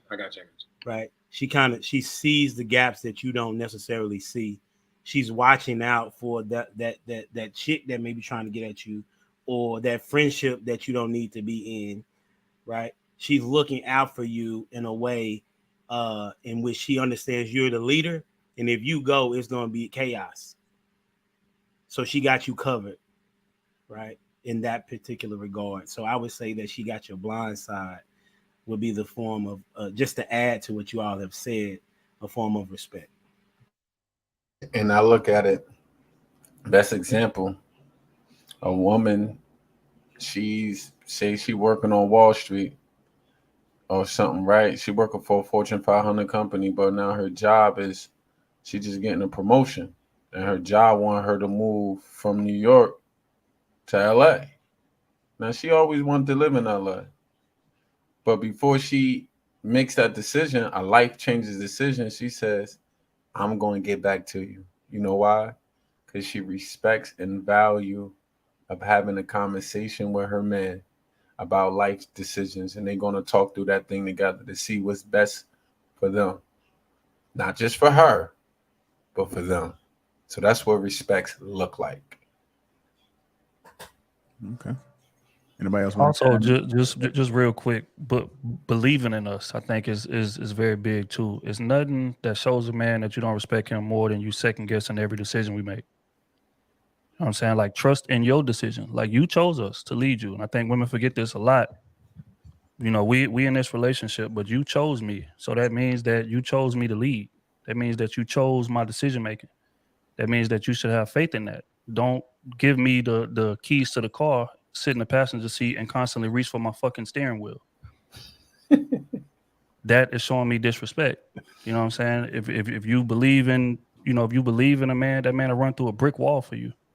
But if you show us that you don't believe in us, that'll be the worst relationship you ever been in your life. So believing in that man is major when we talking about respect. Trust in your decision. You chose him. Sure. Can I just really put the cherry on top of what you're saying? Young lady, now did you only choose me? Because I think about my personal situation, and my woman, when I stepped to her dad, was a whole grown adult, and he told me as much. But your dad co-signed. Now let that land where it may, because for those young ladies who don't have that situation, it is what it is. But for those young ladies who had a dad, and that man went to your dad and had that conversation, go ahead, Ricky. I see you. Hey, peep gang. Some ladies or gentlemen, I'm sorry, fellas. With that being said, my boy Rilla, if you got a female who know her dad and don't respect her dad enough, it's time for me to sign out now. Go ahead. Talk that shit. Don't respect her dad enough to run you by him. You in for a long night, buddy. A long night. You got to drag it's a lot of O's in long. Yo, every long-term girlfriend I've had, except for one, had a dad, and I knew him, and I talked to him, and I looked him in his face, and I had conversations with each one of these women's dads. Only one, girlfriend, who you slept with, that's different. Only one girlfriend didn't have a dad. All of the rest of them had a dad, and I knew their name. Some of them I knew their phone number. I stood right on the back porch, not smoked a cigar with them, but they smoke a cigar while I'm hanging out with them. If a woman doesn't have a dad, it's not her fault, but it's imperative for her to find some type of male figure that her new boyfriend can have a conversation with, because we need to know who's teaching you, where you come from, what is your lineage, like what is going on in your family. You feel me? I do not deal with women long term who don't have no daddy. And sisters, I'm seeing some things that y'all make it hard for me. Like, you really make it hard for me, because I've been trying to be as fair as possible, because I do hold us accountable first. Nah, it's king talk, man. It's king talk. Just like, why you worrying about if it's, you said it's hard. I mean, it's easy for a non-cheating man. Well, sis, if you don't, why are you with the man that you don't respect? I just don't understand this. So you sleeping with a guy that you don't respect, sis, you're the problem. That says more about her than the dude. Hey, 100%. if you don't respect a man because he cheated on you, sis, why are you there? Leave then. But if you're going to stay and say you forgive, then forgive. I'm not telling you to forget, but don't try to hold that because he cheated and you stayed and you quote unquote said that you forgive as an excuse why you don't respect him or not going to listen to him no more. Nope. You're the problem. The truth is you don't respect yourself. So, That easy. hey, like, Lights up, man. Get them lights up. Let me say this. I'm all willing. I'm a man. I'm gonna hold us accountable first, and then I get to y'all. But sis, y'all make it hard because you be saying backwards stuff sometimes. Why are you with the man that you don't respect? That's not, And why don't you follow the dude that you chose? That you chose. Well, who gonna check me, boo? Who gonna check me, boo? That's a riddle. Is that a riddle? Did you just say a riddle? Why don't I follow the man that I picked? Listen. All right, so that brings me to my next question, which is, if a woman doesn't respect you, she can never love you. What are you guys' thoughts about that? Nope. A woman doesn't respect That's a you, fact. she can never love you. All facts. Ain't nothing to argue about. All facts. That's all. Yeah, who just broke respect and love down? Oh, hold on. So here's the difference, though. We look at love differently than they do. They look at it from an emotional standpoint, right? We talked about this last week, right? So in their head, yes, I can love him because I feel the butterflies. That's love, right? Yeah, they that's can't love. But it's not from their perspective, though. Right. But they can't love the man the way the man needs to be loved. That's what I should Right. say. That's what I'm saying. Exactly. Who broke down the respect and love? Because that was spot on. But listen, love is duty, Rilla. If her actions, because if a woman don't respect you, you will see it in her actions. You will see it in the food that she makes you. You will see it in the way her whole ordeal, the way she operate with you is you're not gonna get it. So that means she's not even loving me properly because I don't care about you telling me that you love me. I need you to show me that you love me. All right, love is duty. God damn it, and then she's gonna be off her duty. So she not love is a verb. Love and respect. Love is a verb.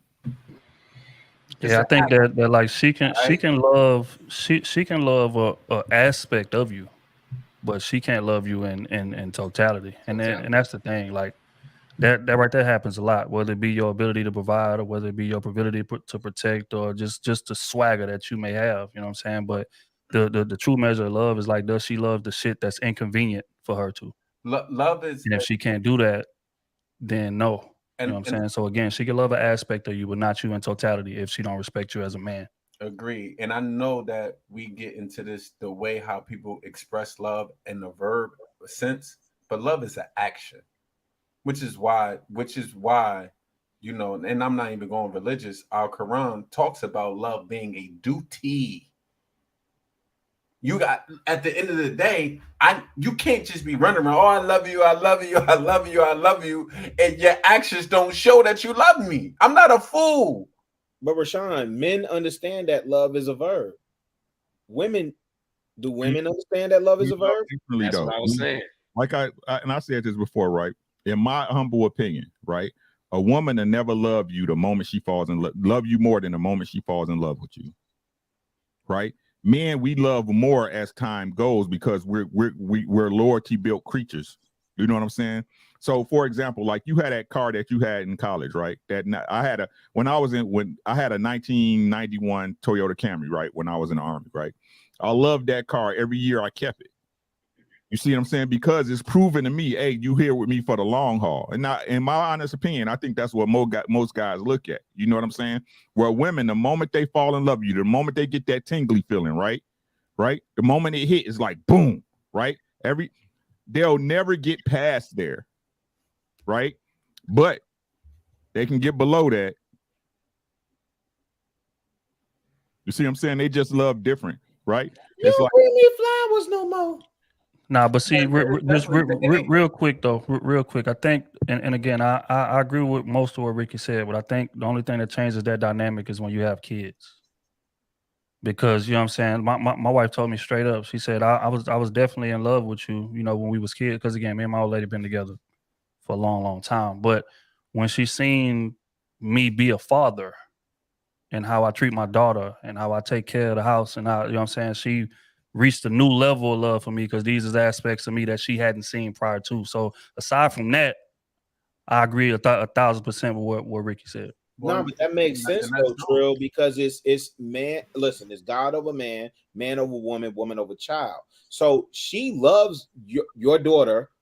You know, she loves your daughter infinitely in terms of her nurturing state, and to see you reciprocate or mirror maybe the same love that she has, she acknowledges and respects that. But you know what she also can identify with, because I hear you talk about this all the time, bro, is the love that you equally show to her and how you compartmentalize, that's my daughter, but this is my wife, and you separate the two. And I think when she takes all of that into account, that's what makes her fall in love with you more. On the flip side, you do have women who will look at men who love their daughter and they think they compete with the damn daughter, and you're not. Man, that's 100%. I think to add to the part about how can a woman respect a man is in how she communicates with him. In the sense of if I say something to you, are you combative, right? Off the bat. I mean, I'm not saying that you can't disagree. I'm not saying that there's not going to be arguments, right? What I'm saying is, how is it that what is the tone and what is the sound and what are the words that you're using when you're communicating with me if you disagree, right? And how do you, and are you willing to tell me something that I'm not doing right, in a constructive way and not a deconstructive way? Because we don't always have it right, fellas. And we chose her, hopefully, because we saw her as someone that we can listen to their counsel, right? And hear what it is that they said, right? And to kind of cherish, so to speak, what the words that they're saying and put it into the equation in which we want to deliver, get to our goal, right? So I would say, women, you can also respect the man and how you deliver the message and how you disagree. I think it's important for women to be taught how to love. Women don't come out the box knowing how to love because it's more than a feeling, just like y'all said. But, you know, growing up around women and looking at TV and looking at Disney and all this other shit, they start learning at a young age, love is all this goofy shit, you know? So that is the reason why I brought up a woman has to have a father so she can be taught what love actually looks like, so she can see her dad love her mom. You know what I mean? If she doesn't see a man love a woman, she's just gonna think love is just Snow White bullshit where just everybody's holding hands and kissing and stuff. So women had to be taught how to love, or taught what love actually looks like and see it in action. And if women don't see love in action, love is going to be fleeting to them. They're going to be like, oh, I'm just not happy anymore, because they never knew what love actually was. It was like some infatuation type of stuff. So women had to be taught how to love. That's why a woman having a father or a father figure has to be there, or she possibly will never love a man, possibly. And you know, I agree with you to a certain extent. And I think that the meat and potatoes of what you just said was her dad being there. When a little girl, when she's growing up naturally, and her father is a man, taking care of his responsibilities as a protector, she feels safe, which allows her to be the girl that natural ability of comfort. Daddy, when you come in the house, Daddy, you okay? Daddy, I love you. Just her frequency that she talks on with her father soothes the mind. And that's a natural thing. It ain't that she was taught that.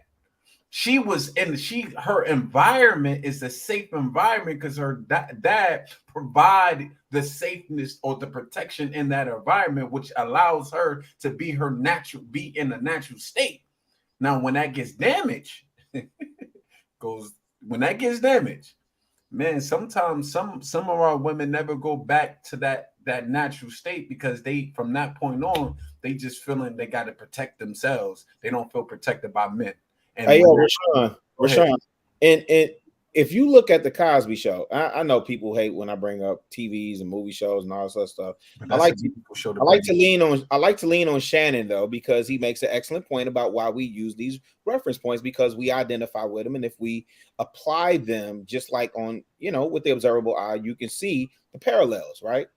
Okay, if you look at the Cosby Show, do you know the only person that followed the manuscript in that entire family was Sandra?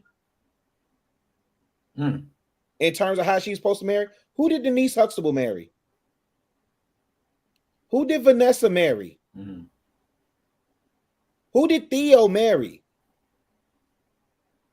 Wasn't Sandra the girl with the natural hair? Yeah.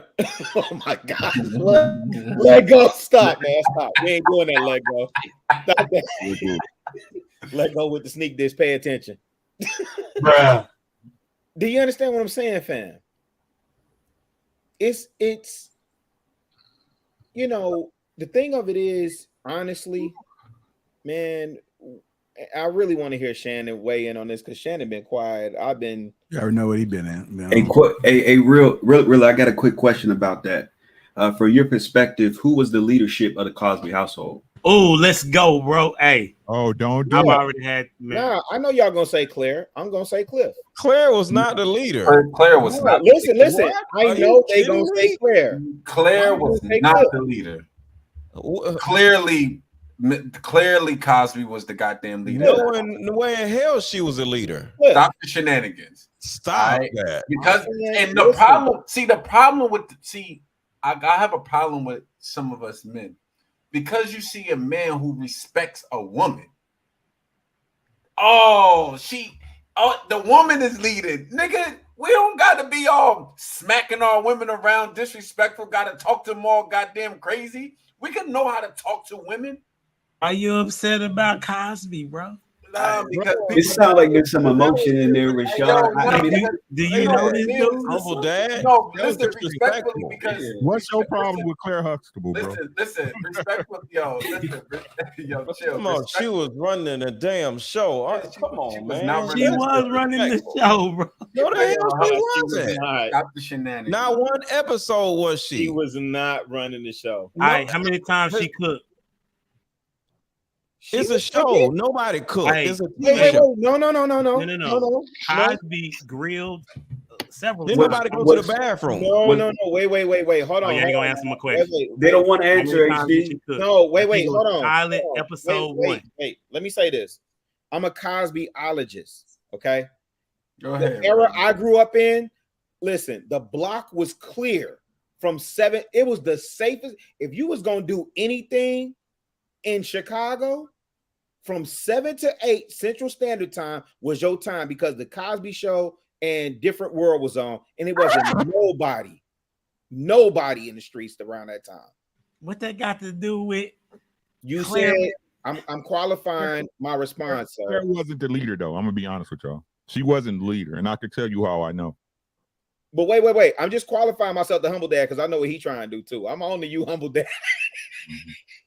I'm only you, humble dad. Yeah, I'm qualifying my statement as I'm presenting myself as an expert to speak as a Cosbyologist. Okay, so what I said was Claire was. I know y'all are going to say Claire was a leader because she was assertive, she was sassy. Y'all. He the only person who think that shit. I'm saying she was not the leader. Cliff was clearly the leader in that household. I can tell you how I know, because they always went to mama with a problem before they went to their daddy. Go ahead, Ricky. And even in Go ahead, Ricky. Look, the feds run the show. Do you go to the feds when you got a problem? No, you go to the police. And when the police can't handle it, the feds take over. Go ahead. That is the hierarchy of a household. The kids don't run to the dad for the problems. They go to the police for the problems. And when the police can't deal with it, the feds come in and take over and tell the police move out of the way. The man is the feds. Thank you for saying that, Ricky Williams. Claire was the buffer from dad. That's right. That Ricky, you don't go to the boss when it's a problem. You go to the supervisor. Who dished out the discipline? All right, let me ask y'all a question then. How did Claire handle Bill from that standpoint? Like, how did you feel about how she handled him as in way of their roles? She said she's the police, right? So how did she handle him? I got the vibes that if she said go to the couch, he was going to the couch. You lost your goddamn mind, Rio. Do you remember at any time the children came with a problem, she reported to her goddamn husband. I heard that point. And that's not what I'm asking. You don't remember every time they be up in the bedroom? Yeah, I was about to say, when they in the bed? I was about to say, and not only listen, let's be clear. All right. She went to her husband for counsel. Plenty of times. She went Give me an episode. Give me an episode. Every bedroom. Every bedroom. I'm not going back and forth to him. Every goddamn episode. You need to stop the shenanigans. Y'all got to stop gaslighting, man. Y'all tripping. I swear I'm not gaslighting, bro. That's where y'all missed the point, though. Like, I'm gonna start charging y'all for this shit, bro. Right? It don't matter what it looked to the outside world. It don't matter what it looked like to y'all. The structure was set. It was set. It worked for them. But he was the head, she was the co-head, and the kids were the soldiers. Okay. Let's say that's the case. Right? If that is the case, then why is it that the younger three four, even Rudy, didn't even want to be with a dude that was willing to just be, who he was or whatever. But why would the other three choose the people that they was with, since you're saying that he was such a dope leader? Say again. Because they make their own goddamn decisions. You don't want to listen to your. I got you. And that was part of the drama of a show. Every show has to have drama. So you bring in a person that brings drama to a successful, calm family to add drama to the show. Acting as if Could you say that again, humble dad? Could you say that again? What I'm saying is, we're talking about a man the man that's a leader in his household. Typically, the children that come out of that household will be more likely to want to have a marriage like the one that they saw, and the only person was Sandra. Okay, fact. That had it, right? And so the other three went away from the structure in which we saying that the man laid. Facts. And let me explain. And again, this all come back to stuff I done said on the show before, bro. And Bill wrote this. I got you. Understood. But if we gonna play it like it's a real life scenario, your kids are their own individuals. You can lay guidance all you want, but they're gonna pick their own way and go the way they want to go. Exactly. All you can do is lay a baseline, my guy. That's all you can do. Your children, once they get out your house, are free to choose and move how they want to move. You can be the best dad or the worst dad. Some of the worst dads have some of the best children, and vice versa. That's a TV show. And I was about to say, and it's a TV show. Yeah, we got to move on, y'all. We got to move on. And they never went to the bathroom. I was just about to say, man. Listen, I didn't mean to hurt no feelings about Cosby, bro. We gotta move on, y'all. Yeah, man, we got a deadline to meet on time wise. You guys just tuning in. Make sure you guys get them likes up. Also, make sure you subscribe to the channel. We was talking about respect. The last question was, if a woman doesn't respect you, she can never love you. That's what we talked about. So I wanted to ask you guys, when a woman is disrespectful, how do you properly check her? How do you properly check a woman? You don't check her. You tell her to get the hell out. You bless her with your absence. What if she your wife? Well, if she's your wife, you sit down and have a conversation with her and let her know, like, if this keeps happening, because this is about respect. Everybody in the household has their right to boundaries, kids, the woman, the man. And if she is like overstepping her boundaries or disrespecting you, because you could say she's undermining the household, that could be disrespectful, or she's all in your face or hollering at you, that could be disrespectful, or whatever. So it depends on the context of what the level of disrespect is, because of course you don't divorce your wife or you tell her get out. But at the end of the day, If you lose your household, you already lost your marriage. So that's my whole way of looking at it. So you got to have a conversation with her and let her make a decision. Do you want to lose? Do you want this whole household to fall apart? Because if you keep doing A, B, and C, we're going to have a huge problem, because the day you lose respect for your husband, it ain't no marriage. Hey, so here's what I say, because I think it's different levels to disrespect, right? There's disrespect inside the household. There's disrespect like what somebody else mentioned. We're done seen niggas getting cussed out by the old ladies in restaurants and wild ass public, shit like that. So I think it's just depending on how and when the situation is occurring. If we are out in public, let's use an example. Let's use the when the young lady and the dude was getting held up by 12, and she came over and was like she wasn't gonna sign the ticket or whatever, right? I mean, technically, Buddy was spineless. He should have told his lady, hey, shut the fuck up, sign this ticket so we can get the fuck on about our business. We ain't got time for all this extra goofy shit. Stop, sign the ticket, get your ass back in the car.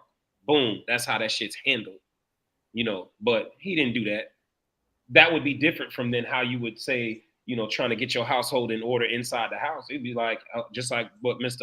Letgo said, it can just be a nice conversation or a stern, firm conversation. It don't have to be as, over the top as, hey, chill the fuck out before you have us both locked the fuck up. You know what I'm saying? Like, it may not need to be that damn stern or whatever. So I think it's just situation dependent.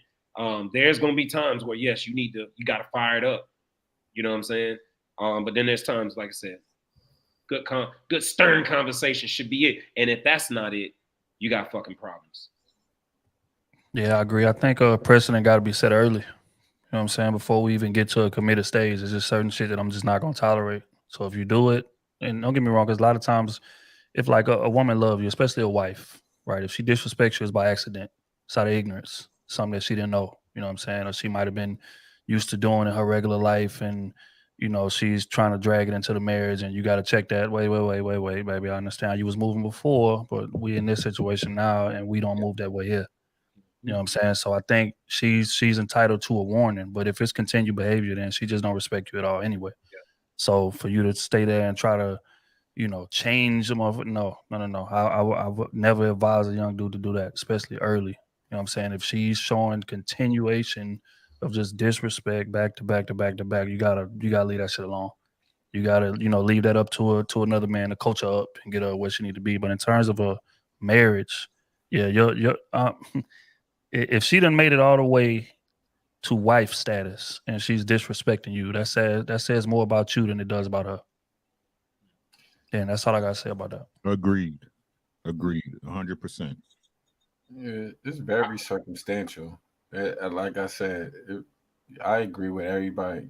What everybody said, Trill hit it on the head too. It's very circumstantial. I mean, that's a generalized question. For depends on the situation. If you, as he said, if you'd have made it, she'd have made it to be your wife status. Yeah. It says a lot about you, for real, because it does. And women know what to what level of disrespect to do with certain men. Let's just be clear here. Like, women know. They, again, like some of the things that I have seen happen to other men, I couldn't even fathom that even happening to me. Right? And then sometimes you could get disrespected when a woman not even realizes she is disrespecting you, as he Trill said, is out of ignorance, right? But now that's some light stuff though. But like, oh, you talking about disrespect, JR, like getting cheated on? Like, what level are you talking about? Right? Because if you get cheated on, I'm not advising anybody that you have to take that. You know what I mean? At the end of the day. Like, so it just all depends on what are you talking about. Can you run that? Can you run the showrunner around on the bottom again, JR? Just really quick. Yeah, I got you. Yeah, so I totally agree with that, man. Like, especially if you done made this woman your wife, bro, and it's more than likely something you liking or something you not you're not putting forth, especially if she don't leave you and she's sitting there just disrespecting you. You know what I'm saying? You at that point, especially if you're not trying to get away from your wife, because you got to be willing to lose to win. You know what I mean? You got to be. You gotta be willing to lose to win. You know what I'm saying? But if y'all in it and she disrespecting you, bro, it's something you not doing. It's something that she's seeing you, that it's a chink in your armor that she see that she knows she's able to exploit. You need to get your game up. You see what I'm saying? And again, it's all matters if that woman or that man is worth it to you. If not, cut your losses and get on. You know what I'm saying?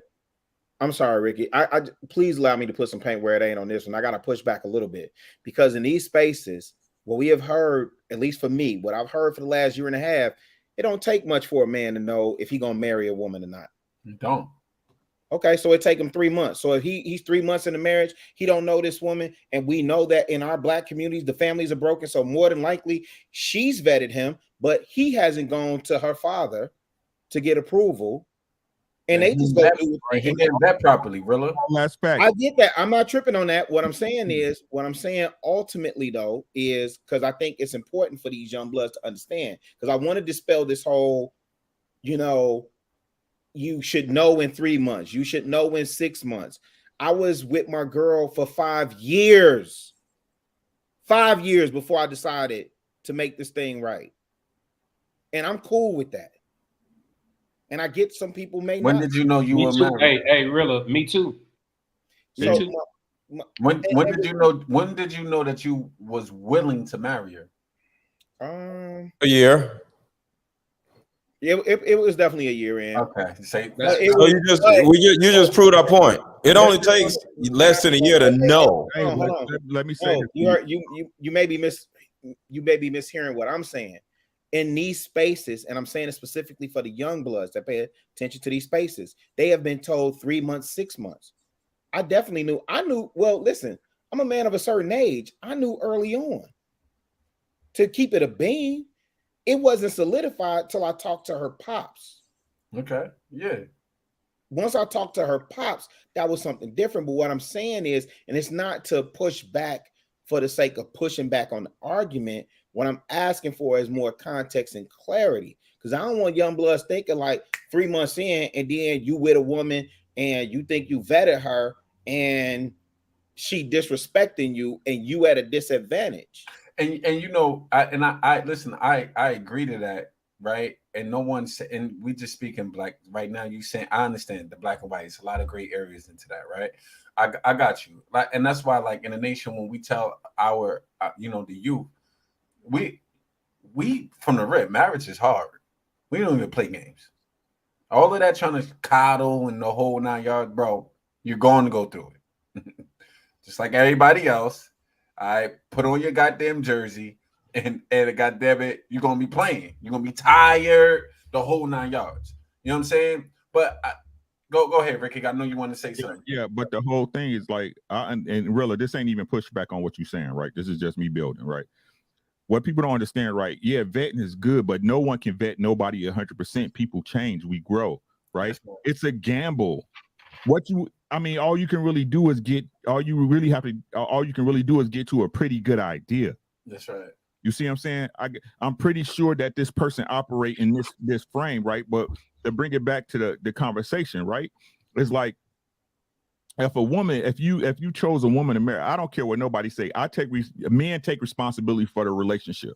If I married you, I got down on one knee and I claimed and I asked you to marry me, right? That option wasn't on the table till I did it. It's never going to be there until I get down, because y'all letting women propose to y'all. That's y'all shit. Y'all can keep that. You know what I'm saying? But I'm saying as a man, right? I got down on one knee. So that means in that relationship, as long as my wife maintains the standard, I have a standard to maintain, right? But what I'm saying is this, right? Look, let's keep it a being, right? Adam failed Eve's shit test, bro. And he was stuck with her ass. I bet he was like, God damn it. Right? So I say that to say this, right? The first woman gave her man a shit test and he failed. So it's the nature of women to put you through some shit, right? That disrespect has to get stopped at the gate. It has to get corrected. You see what I'm saying? You're going to be tried. Right? So, it has to get corrected. So it's your job as a man. Again, you got to be willing to lose her to lead. You have to be willing to lose her to lead. Imagine not being able to break up with your woman because y'all the only two humans on earth. I'd be pissed. Hey, so that's why I was gonna push back a little bit, fellas. If you were seeing disrespect out the gate, like what Trill was saying, he was like, "Hey, that may have been what you did over there, but that's not how we rocking over here." Me personally, I say move on immediately, because that's how we'll fix the overall problem. The overall problem will be fixed because, hey, maybe I need to get myself all the way together, and I don't need to move into a situation where it's like I'm waiting on him to check me. No, get yourself together. That way, when you roll into this relationship, you don't need to be checked at all. If we had that across the board with our man, listen, things would be a lot different. I would suggest things would be a lot different. But don't listen. It's too much out here for you to be wasting time on somebody that shit already came correct at the door. And I agree. Now, if you already in there and this is your wife, and that's different. And that's different. Right, we talking about something off the gate. 100%. If you feel like it's worth it, when I say if she's worth it, bro, fight for your marriage. Yeah, of course. If she's worth it. Yeah, niggas got kids, niggas got assets, 100%. all this shit. Yeah. Because I'm telling you now, bro, if you think that the work is stopped because you broke up with her and you got children involved, bro, I could assure you, your job is not done. I could assure you, you lose, and you're going to be that much frustrated because if you was in the same household, at least your influence could go as far. But you, from a distance, it's hard to still have influence over someone who has your children and got distant. It's a lot harder. If she's worth it, goddamn it, you fight for your marriage. How to properly check a woman. If y'all just seeing each other and she's disrespectful, then it's already been stated. You should leave. Yeah. If you're married, if you're married in a situation that's been disrespect, then you probably did something as a man, most times from what I've gathered, that prompted her to get to that point, because you obviously didn't see that before you got married, because it wouldn't make any sense for you to marry somebody that was showing signs of disrespect. Right. So what I would say is, as far as checking, I would say that there should be a conversation. Like, babe, what was that? What just happened? What did I do? Walk me through what's going on in this scenario, right? And then hopefully y'all can work the kinks out, and then that's something that won't happen again. Because disrespect in a marriage, the dude probably, I mean, I speak from personal experience. Like when I got disrespected, or even or yelled at, maybe, right? I wouldn't say that I really ever got disrespected, but I got yelled at because I do what I do to y'all. You know what I'm saying? I troll sometimes, right? And everybody don't like that, right?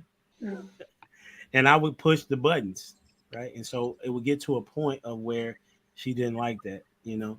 And even the girl that, you know, the lady I'm talking with now, you know what I'm saying? Like, I push buttons sometimes. And so, but she's never disrespected me. That's why I go back to that communication part. Like, even though I may be trolling or acting a certain way, she knows how to communicate to me to say, you know what, I ain't really like how you came at me like that. Right? Stop doing that, JR. All right. You know what else too, bro? I think like how the disrespect even gets to that level is because a lot of dudes is in relationships with women they not equally yoked with. Niggas feel like it's a privilege for me to be there, right? So if I feel like it's a privilege for me to be there, I'm gonna be way more accepting of a lot of shit that I would not tolerate if it was a chick that I felt like was on my level or beneath me, right? But again, which is why I hate that whole notion. I hear people say it all the time, oh, the man should love the woman. more than she loves him. I highly disagree with that. I hate that. And this is the exact thing that I'm talking about, because again, when you coming into the relationship, the foundation already off. She got more leverage than you do, and you fighting to appease her. You're fighting to prove that you belong. And in the process of doing that, you accepting a bunch of just outrageous shit. You know what I'm saying? Like her acting a fool in public, her cussing you out, her mushing you while she talking to you, putting her hands all in your face, all type of shit like that. Like those type of men that's accepting that, they feel like it's a privilege to be there. They feel like, this woman is doing me a favor by being in a relationship with me. And that's why you got to find somebody that you equally yoke with, somebody that's on your level, somebody that y'all have equal leverage in a relationship, because at that point, it'll be easy to set precedent in terms of how this shit is going to go. But if I'm coming into the relationship and I have zero leverage, I can't say shit. And that's what a lot of men go through. And that's how the disrespect even gets to that point. So we got to stop that notion that, love the woman, the man should love the woman more than she. Bullshit. Find somebody that y'all both feel just as privileged to be there as the other. That's it. Hey, public service announcement. Hold on. Public service announcement. If y'all know anybody like that, please escort and direct them to the Lapeef Network Clean Talk Tuesdays. JR, we supposed to be starting at about 9:30-ish. I know the chat about to light your ass up. Now here, 10:30, 11 niggas late. As late as we are, we still get good information. Escort them over here in the public service announcement. Hey, well, let me say this though, because when we say equally yoked, I think women more often than men get it twisted. Women, ladies, I love y'all, ladies. Ladies, y'all are helpmate. Y'all are helpmate. The man. Man, I was listening to Dirty Folks earlier, man. Dirty Folks. Hey, shout out to Dirty Folks, man. Dude say y'all it. I'm not low, man. When I say this, listen.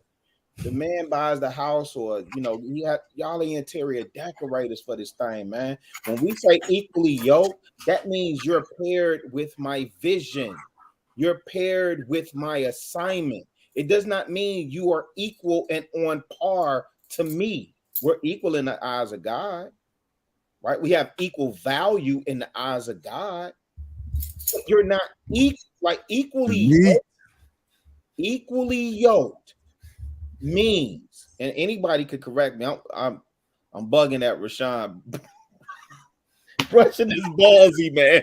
He's brushing the ball. The wave god. I got you, Wavy Crockett. Don't worry, my wave is gonna come back smacking. Don't worry about it. I got you, but I just don't want people to misunderstand what Trill is saying when he's saying being equally yoked, because women have taken that to mean in modern times through these preachers and these pulpits that means you equal to the man. That's not what that equally yoked does not mean. That period, point blank, end of sentence, fam. That's not what that means. That means you're on par. You're the balance to help that man achieve his mission, his vision, and his goals in the earth. Period. But Rilla, wait, hold on. I just want to go ahead. If you don't get this man Ricky up out of here brushing these, fucking with these waves, I see you, boy. Rashawn. Bro, Rashawn, like, why is you come on, man? First of all, I got a little stubs here. That's first of all. It's not Rilla ball. It's not Shannon. Word is bond, B. Word is bond. It's not Mr. Let Go ball. Right. See, I still got little. You can't be brushing. Come on, man. Like literally last week, you said that you was bald. Like what happened? Like last Tuesday. Yeah, I just got a clean. Bro, like, can you please, man? Like, come on, man. Just they're hating on you, bro. Whenever them waves come back in spinning, they ain't gonna have nothing to say, bro. Them boys hating on you. When the waves come back in spinning, they're gonna have to come back and tell you was right, fam. That's what you doing, man. Brushing his brain. You pick the side trail, bro. Hey, Rashawn, you sleeping with a do-rag? Rashawn, I am sleeping with a do-rag. All right, it's like me brushing the back of my hand. Like, what are you doing, man? Like, I'm not brushing my shoulders. Like, what are you doing? Listen, my wave is gonna come back deeper. You feel me? At the end of the day, watch. Oh, the waves on my shoulders gonna come back crazy. Like I'm just gonna start brushing random parts of my body. I'm just gonna get a brush and start brushing. Bond B, where is Bond B? Hey, show us that brush, bro. I gotta see the bristles on that. They getting on me right now. No, up to the camera. Show me the brush. He said, "I gotta see the bristles." No, let me see the bristles. Oh yeah, those are hard, bro. Oh, he got There's nothing soft about them bristles. Yeah, that's the soft bristles. That's a soft brush. Yeah, this is soft bristles. This is out a cactus. All right, this is that cactus bristle. You gotta remember, Rashawn is a barber. Exactly. Don't worry about it, Rashawn. I see the vision, big dog. I see the vision, man. I appreciate it. Niggas don't know no better, man. Hey, I appreciate it. A woman needs to follow a vision, and Rashawn has a vision. He sees waves before we see them. TTP, trust. He's a prophet. That was it. Trust the process, baby. Hey, before we move on to the meat of the conversation, and we know the ladies like the meat. The ladies like the meat, man. We definitely seen Jamal say that to help meat. So before we get there, I want to ask Shan this, since Shan been in the chat all night. Why is it important to properly check a woman? Then we'll move on. You can't check women. Yeah, you ask me this every month and a half. Hey, black women, Shannon, black women, bro. Black women. You can check a woman. I'm confused. What do you mean? You can't check black women today. The best thing you can do is walk away. You cannot properly. There's no how to properly check a woman. There's no way to properly check women today. They're unchecked. They're out of line. They're unruly. Nene said it best. Who gonna check me, boo? You can't check them. Well, there's features and benefits to everything. So it's like hey, let the him benefit. finish. Let go. Let that man finish. Oh, okay. Gotcha. Okay. I'm just saying there's a benefit to a woman shutting the fuck up. That's all I'm saying. It's a benefit. Yeah, it is. But hey, it's a benefit to everybody shutting the fuck up sometimes. Just saying. I think that's a good point. I think that's spot on, Ricky. At the end of the day, I don't even know if respect is about man or woman. If somebody's disrespecting you, period, then you should check the situation right then and there. That's what I'm saying. It has nothing to do with anybody's gender. If you're being disrespected and you don't check it, man, the fuck up. Exactly. I don't give a damn if it's a goldfish. I'm checking that motherfucker. People gonna respect what you stand on. There's nobody observing you more than your woman. If you're not consistent with standing on principle, then no, your check is not going to work. You learn this from grade school, how you walk and how you carry yourself and how you handle yourself in various situations. This is survival. At the end of the day, if you're being disrespected, it is up to you to stand up for yourself right then and there. That's it. Fact. So we agree, but I'm kind of curious in which direction Shan was going with this. That's why I was saying he don't get to finish though. Man, get out the chat, man. He don't get to finish. Like he don't gave up. He don't gave up on life. He didn't check none of these niggas, did he? You know what I'm saying? When they just interrupted him like that. Mr. Let Go say, listen, I apologize for interrupting. Hey, dog, you might but hear I'm gonna interrupt you anyway, bro. Shannon, you my hero, bro. You my hero, Shannon. Wait, Let Go on that Thursday energy. Let Go, you not on that Thursday energy. Hey, we don't do that shit here, brother. Yeah, no, you're right. But what I'm saying is, nigga, Let Go on that bottom. Hey, Quest, is he on that bottom row Thursday energy? Yes. Yes. Yo, where my brush? I'm finna brush my head, man. Y'all leave me alone. Hey, Shane, go ahead and dig back in your bag. If Server Sean, is still there right now. Server Sean, hit up Sugar Curls.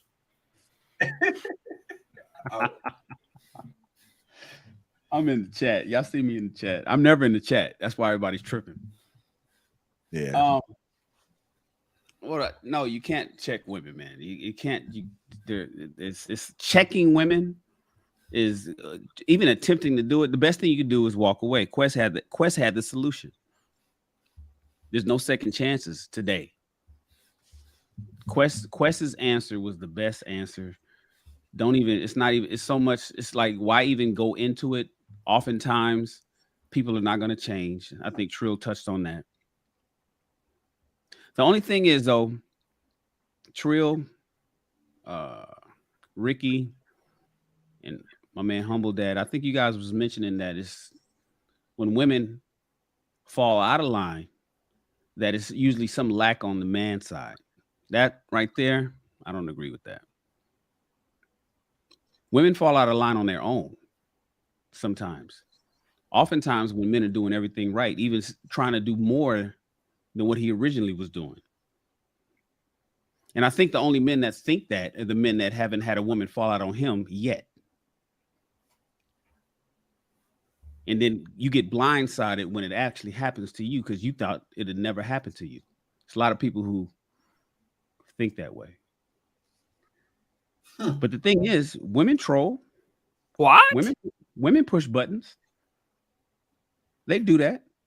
And Ricky, you said nobody can really vet anybody 100%. It's always a gamble, right? Well, if you can't vet everybody 100% and it's always a gamble, then how can it always be a lack on a man's part if a woman falls out of line? Sometimes people change. Women often have regrets. You guys don't know any women that ever said, damn, I fucked up and lost that nigga. That was a good one. I screwed up. I was tripping. Nigga, all my exes. Fuck you talking about? You don't know any women that said I lost a good dude because I was tripping? My ex-wife. So sometimes people fall out of line and it's not in any part. You had nothing to do with you. That's not true. Well, it's absolutely true. Okay, I'm gonna let him finish. Like, why you can't get something after he done? People change. Men change too. Sometimes. He said men change. Women change. People. Ricky said it. People change. But it's not always inspired by somebody else not doing what they're supposed to do. It's not always the case. Some motherfuckers are just fucked up people. Some people don't reveal everything about their childhood. Some people don't fix past traumas. They get cut by one person and bleed on you. So it's that's the only thing that I have to say about it's some lack in one person as to why somebody else didn't do something. Sometimes people are just fucked up people. Some guys step out on their wives because they just a fucked up dude. It ain't that she didn't do this and she didn't do that. She wasn't having sex right. She wasn't cooking. She's doing everything right. He just an asshole. And that's what he did. And some women oftentimes are just fucked up women. It ain't that he wasn't listening to her and he didn't come home on time and he was always out balling with his boys and worked too much. No, he was doing everything. She's just a fucked up person. That happens all the time, more often than not, to be honest with you. But when it comes to checking a woman properly in 2022, Mr. Lego, what I'm saying is simply the way that freedom has given women the ability. All versions of the feminist movements, all four of them, and we're heading to number 5, has given women the ability and the law behind them to not be checked unless they want to be. So the only power we have is what Trill and Quest said. Walk away. But they want to be checked. That's the last bit of power us men have is just to walk away. When you see some shit that is fucked up, you hear a woman's doing something that she ain't got no business doing, just cut your ties early. Imagine how much, I say it all the time, imagine how much time we would have saved in our relationships if we would have walked away when we recognized that first red flag. You don't think they want to be checked or want to sit their asses down? There's a benefit to shutting the fuck up. That's all I'm saying. No, I get you. What you're saying is their natural propensity. The fuck up. They'll shut the fuck up. Yeah, but how do you do that if she's not? How do you properly get her to shut the fuck up if she won't? Well, it's not about It's not about getting her to do anything. It's not about. It's not about getting her to do anything. Just grab her, put in a chokehold come over here and listen to me, nigga. No. It's not about getting her to do anything. It's about showing her the benefit of doing it. I look at it from sales. Why would I do There's that? a benefit in everything. And if you show her the benefit of doing things your way or shutting the fuck up or whatever, it's a possibility that she'll do it. And there's a possibility that she won't, but there's always a possibility that she'll do it if you show her the benefit of doing things differently. That's all I'm saying. Yeah, but Mr. Let Go, let me talk to him. Mr. Let Go, listen, the thing is, us men, we all know that we don't live by possibilities. We live by probabilities. That's what women do. Women are the ones that have hope and possibility that something's gonna happen. Us men are cost benefit calculus. We know probabilities. We go by what's the odds. And listening to you earlier, about an hour and a half ago, I'm with you when you talk about what these women have grown through, what they was raised like, what 90% of the families, what they've been indoctrinated with as children, so on and so forth. I know that if you were able to demonstrate the benefits of shutting the fuck up, how wonderful that would be for the relationship, the family, the children, the future. But that's the possibility if you can get her to understand the benefits of that. What's the probability of you getting her to understand and listen to that? I'll show you now. Let Go doesn't go by percentages. Hold on. I don't go by percentages. I go by just sit your ass down and shut up. So what in your experience, what's the I can look at it like this. Ladies, put a 1 in the chat if you felt safe enough, you felt, if you got enough benefits from a decision from a man, you'll literally sit down and you'll adhere to whatever the guy is wanting you to do. Because at the end of the day, it's either door number 1 or door number 2. And if there's a bigger benefit between door number 1 and door number 2, they're going to go with door number 1. It's just really that simple. In most cases, she does not see a benefit to following or adhering or doing what the man wants or changing. It's not me wanting her to change. I'm just going to show her door number 1 has so many benefits where it would just make sense for her to change. And if you don't change, you're just going to miss out. See, look at the ones. Put a 1 in the chat, ladies. If you actually do want to sit down and you do want to shut up, because if you had to write a scenario, and that's all I'm saying. The women are saying 1, putting 1s in the chat.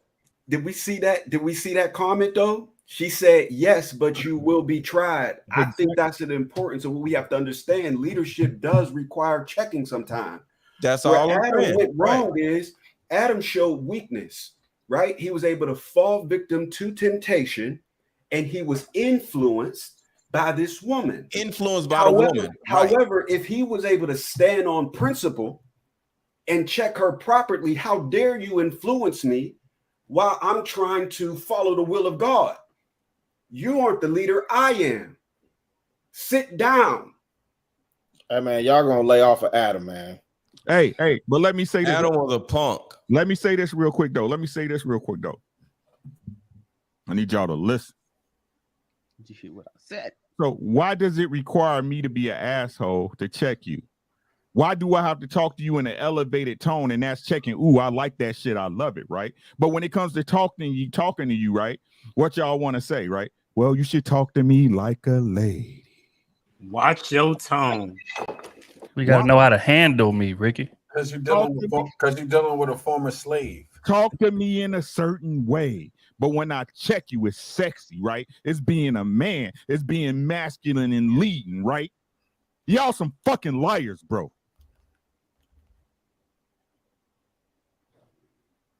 Hey, real quick though, this right here is the only disagreements that I got with Mr. Lego. I think people learn more from consequence than they do from benefit. That's the only thing. You know what I'm saying? Because like, consequence is actually a benefit. The opposite of so yeah, we on the same page. Right. Yeah, right. That's what I'm saying. So we really agree. We just on different sides of the spectrum. But I think going to jail is a consequence, but staying out of jail is a benefit. Right. But the thing is this, right? Is that like when Trill is people, saying you got to go to jail to get them to understand that, though. You're saying just you want to just demonstrate to them that going to jail is bad. Yes. Right, but go ahead, Trill. I'm sorry. No, this is I'm gonna be real quick. I think like when you just showcasing benefit, it's easy for people to take that for granted after a while. Yes. You know what I'm saying? And sometimes you gotta let a motherfucker bump their head and experience your absence to realize how good they had it. You know what I'm saying? So that would be my only pushback to what bro said. But go ahead. Which is exactly what me and Shan were saying. Sorry, Ricky. Go ahead. No, you're all right, bro. And this is what I'm saying. I'm gonna say this one last time. It's not our job to fucking conform to women, bro. That's not nature. That's not natural. I'm sick of y'all saying it's not our fucking job to conform. Y'all conform. Men, do y'all fucking job as men, and they will and must fall in line. If they don't fall in line, something the fuck is wrong with them, and get the fuck rid of them, bro. Facts. We do not conform to y'all. Facts. Ricky, a woman is gonna shut the fuck up. Ricky, I 100% agree, but Ricky, all what me and Shan are saying is walking away will eventually get them to fucking conform, and it saves us with the fucking headaches. Why in the fuck do I need to spend time trying to get you to understand that how you acting isn't how you should be acting with a dude or in a relationship? Quest, you lead by example. I agree. You just lead by example. Hold on, Mr. Let Go. We're not talking about my example. We're talking about her mentality when she walked into the relationship. That's what we're talking about.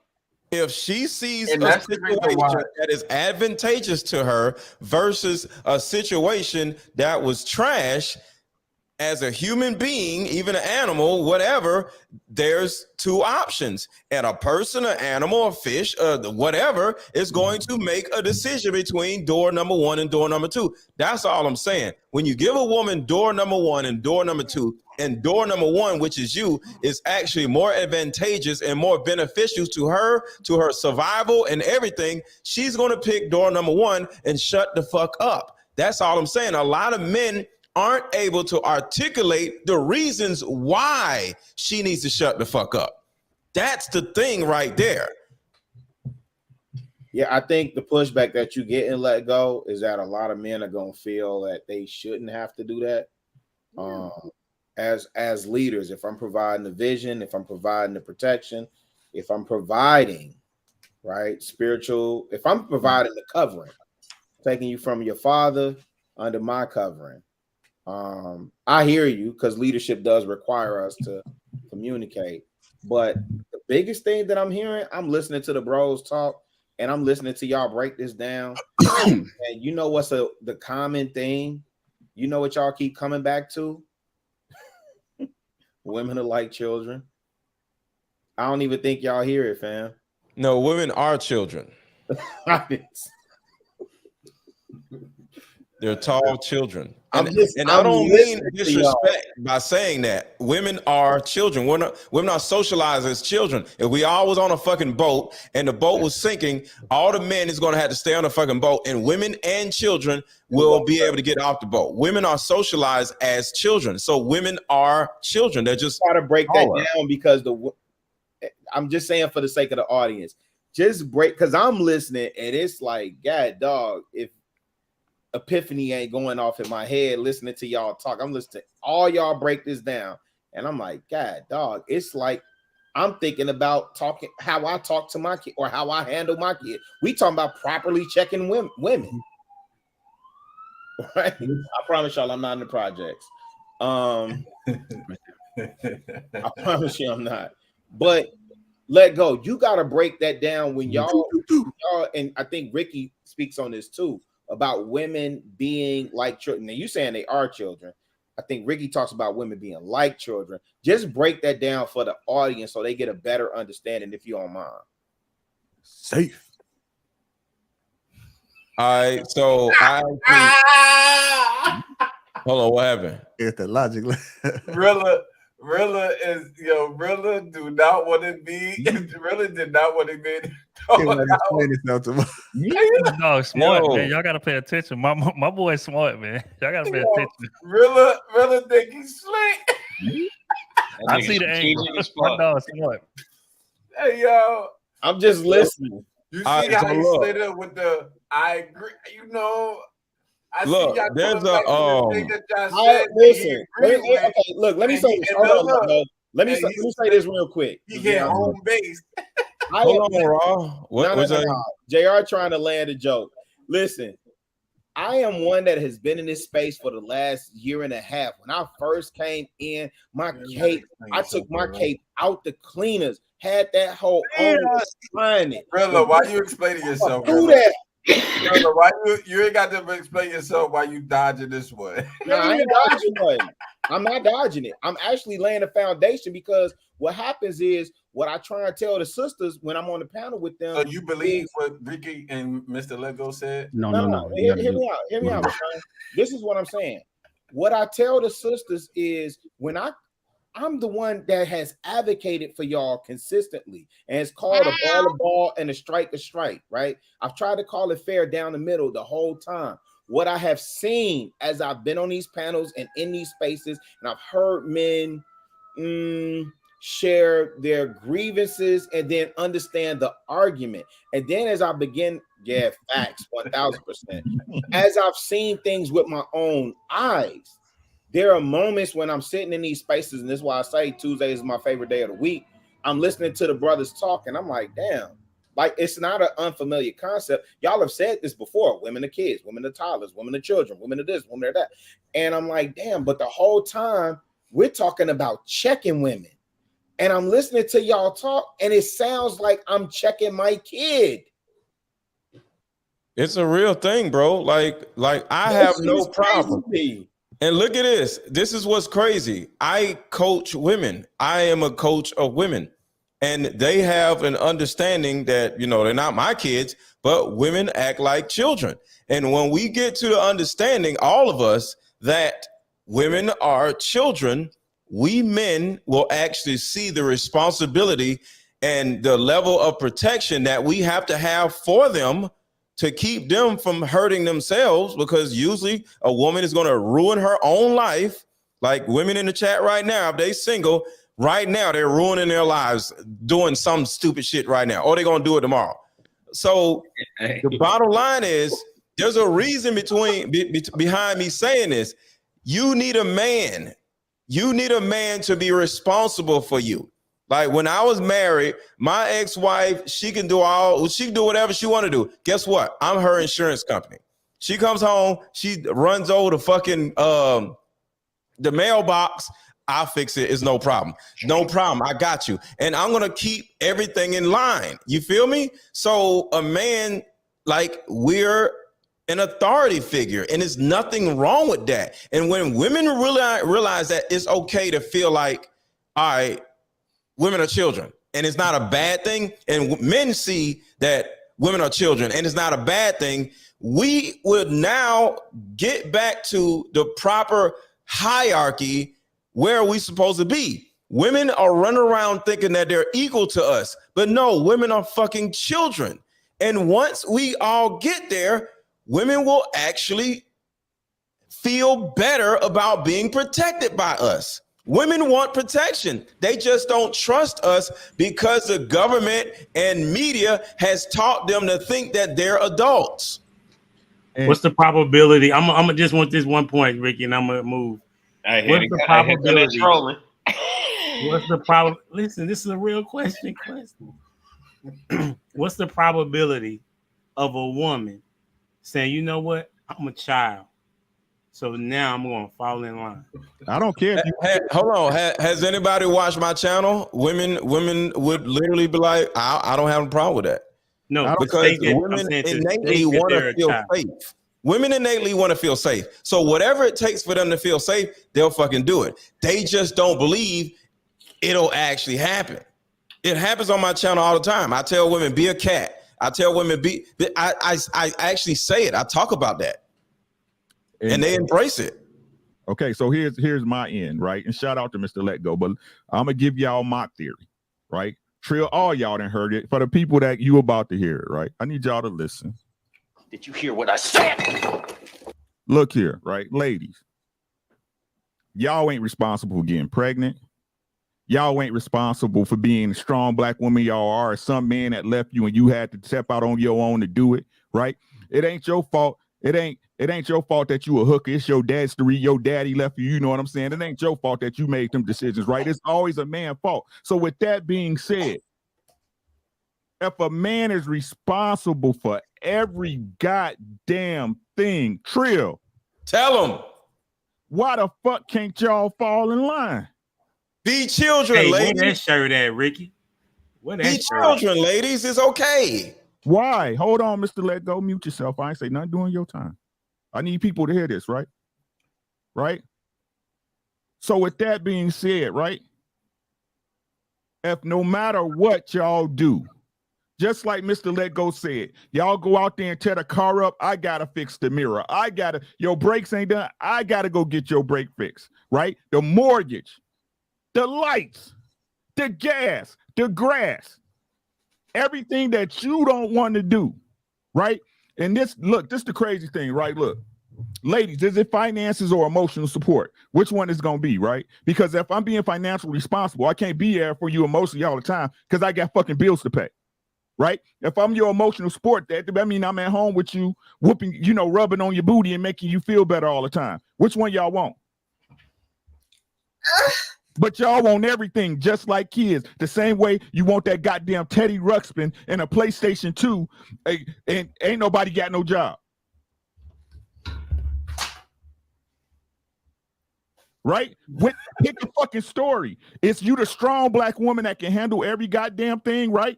You can handle the mother of the universe, miracles happening in y'all womb, all this other bullshit, right? Y'all got it, right? But the reason why y'all, the strong black woman, you know what I'm saying, Superwoman, Miss Marvel and shit, the reason the black family is fucked up because the daddy's not there. Hey, I got a question. Hold on. Okay, but I didn't know the pause. My bad. I read it wrong. I apologize. Hold on. Right? So, again, if I'm responsible for every fucking thing, you're children, and you should be treated as such until you prove otherwise, until you're ready to come in here and be emotionally 50% with me, financially 50% with me. You get your ass out here and do the thing, or we come to a common agreement that, hey, this is the way this house is going to run. I'm going to handle this shit. You're going to handle this shit. Let's be happy with each other and love and respect each other. And if some shit happen, we going to work this out for our family, not just walking the fuck away when some shit you don't like happen. Because every time you go over that credit card bill, that's some shit I don't like that happens. I pay it. Nurse Fancy. We are responsible for y'all, ladies. This is y'all fucking problem. We know our job. What's your fucking job?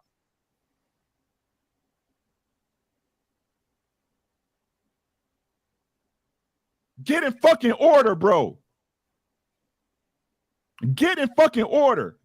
If not, keep fucking with these pookies, keep shooting your womb up that won't marry you, that won't take care of their fucking kids, but then y'all get a stepdaddy in there and say y'all fucking settling. Y'all fucking insane. Y'all is fucking insane, bro. Empty that clip, JR. Damn, Chef Curry. The question that I had, it goes back to the dude earlier. He was talking about the weight of women. Right, he said they got all of this stuff to carry. If that's the case, how is it that they're a strong black woman? That's all I wanted to know.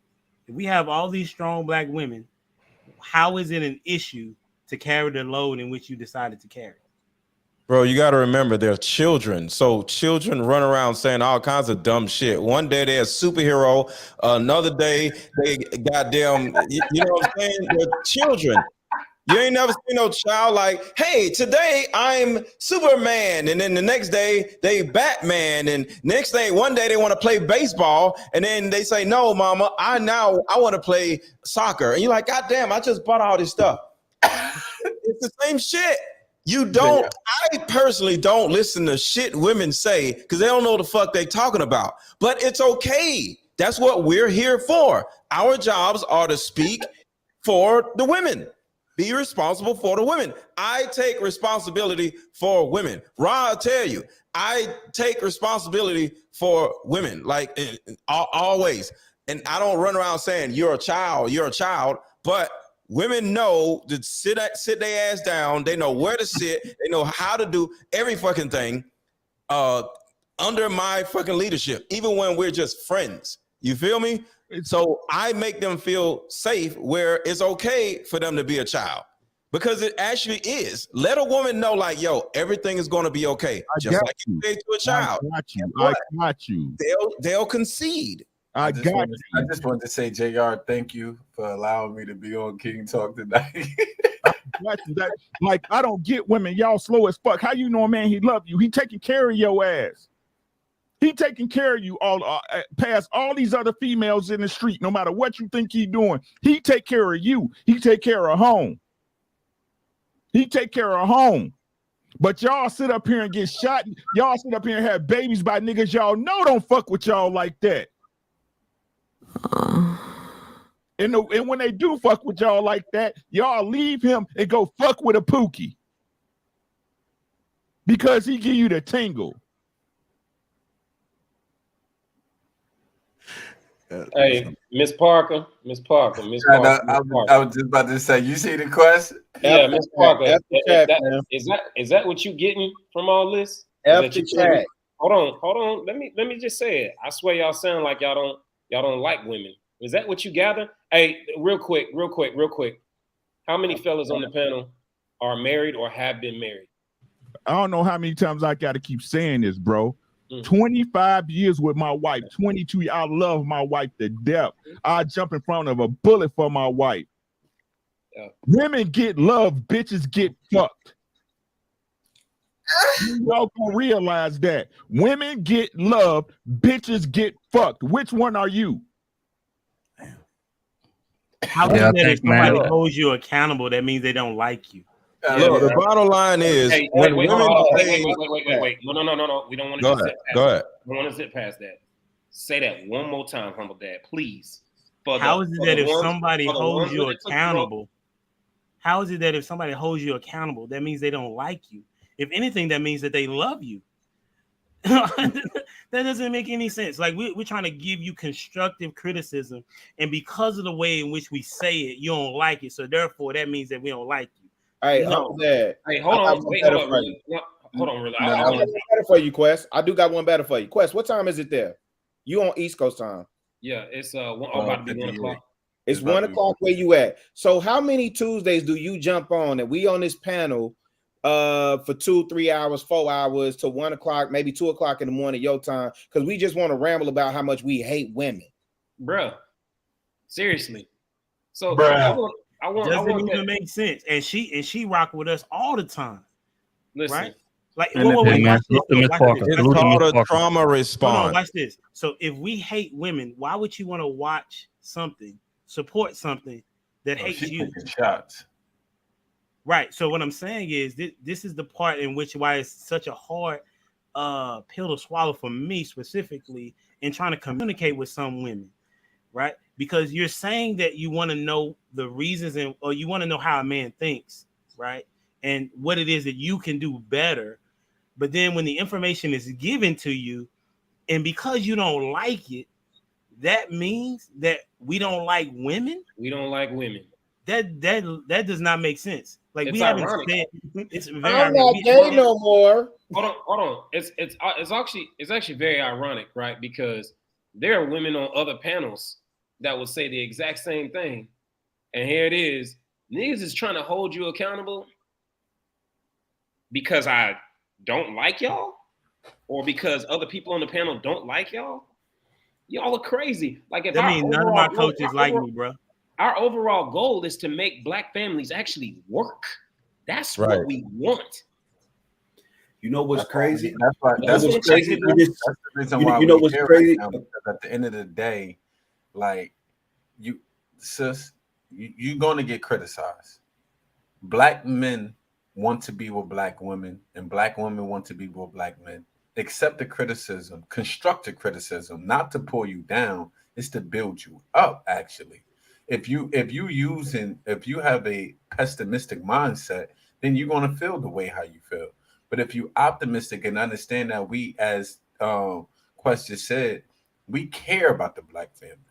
The cornerstone of a nation is family. It's family. Without a family, there's no nation. So it's your rise is our rise.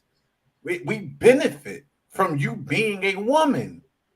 So at the end of the day, accept we're not trying to. Only time we looking down at somebody is when we picking them up. So we're not looking down at you. And I understand sometimes truth might hurt, but at the end of the day, it should set you free. You know. Let me say this, I y'all. just wanted to go ahead and say one thing in combination of what Humble Dad and what Quest said. Humble Dad mentioned his coach, right? Immediately, I thought about, I don't care what it is, if it's a life coach or if it's a coach in the gym or whatever it is, if they stop calling your name in order to try to push you and hold you accountable and further develop you, there's a good chance they've given up on you in particular, and they're going to focus their energy on the ones who they see have the potential. If we are not holding you accountable, there's a good chance we've left. Ideally, if we're speaking passionately to women, it's because we care. Otherwise, there'd be nothing to be said. There'd be absolutely nothing to be said. Now, if you say that the criticism isn't constructive, then there's something we can take back, take notes, and think about how we might be able to better deliver it. And that's what she's saying, Rio. Like women, we're actually talking this because we love women, especially our women. That's what she's saying, Rio. Not to interrupt you. So what she's saying is what you guys are calling women children, right? It's an analogy, but kind of. It's not an analogy. They're just tall. It's not an analogy. It's fucking Go children. ahead, Ricky. What you was about to say? So Are y'all trying to check her? No, I ain't trying to check nobody. I can care less. I don't think it's gonna work. The only lady, even if you show her the benefits. The only woman I'm responsible for. Because we're showing her the benefits, right? The only woman I'm responsible for is mine. But I'm gonna say this, and I said it before. I'm gonna say it again. Right? When y'all talk about fuck niggas, I don't care. I don't give two shits because I ain't no fuck nigga. Why is y'all always so quick to defend some shit that you supposedly ain't doing? Are you a child? Do you act childlike? Are you all women? Are you the monolith of all black women? Do you represent them? Do you know every single one?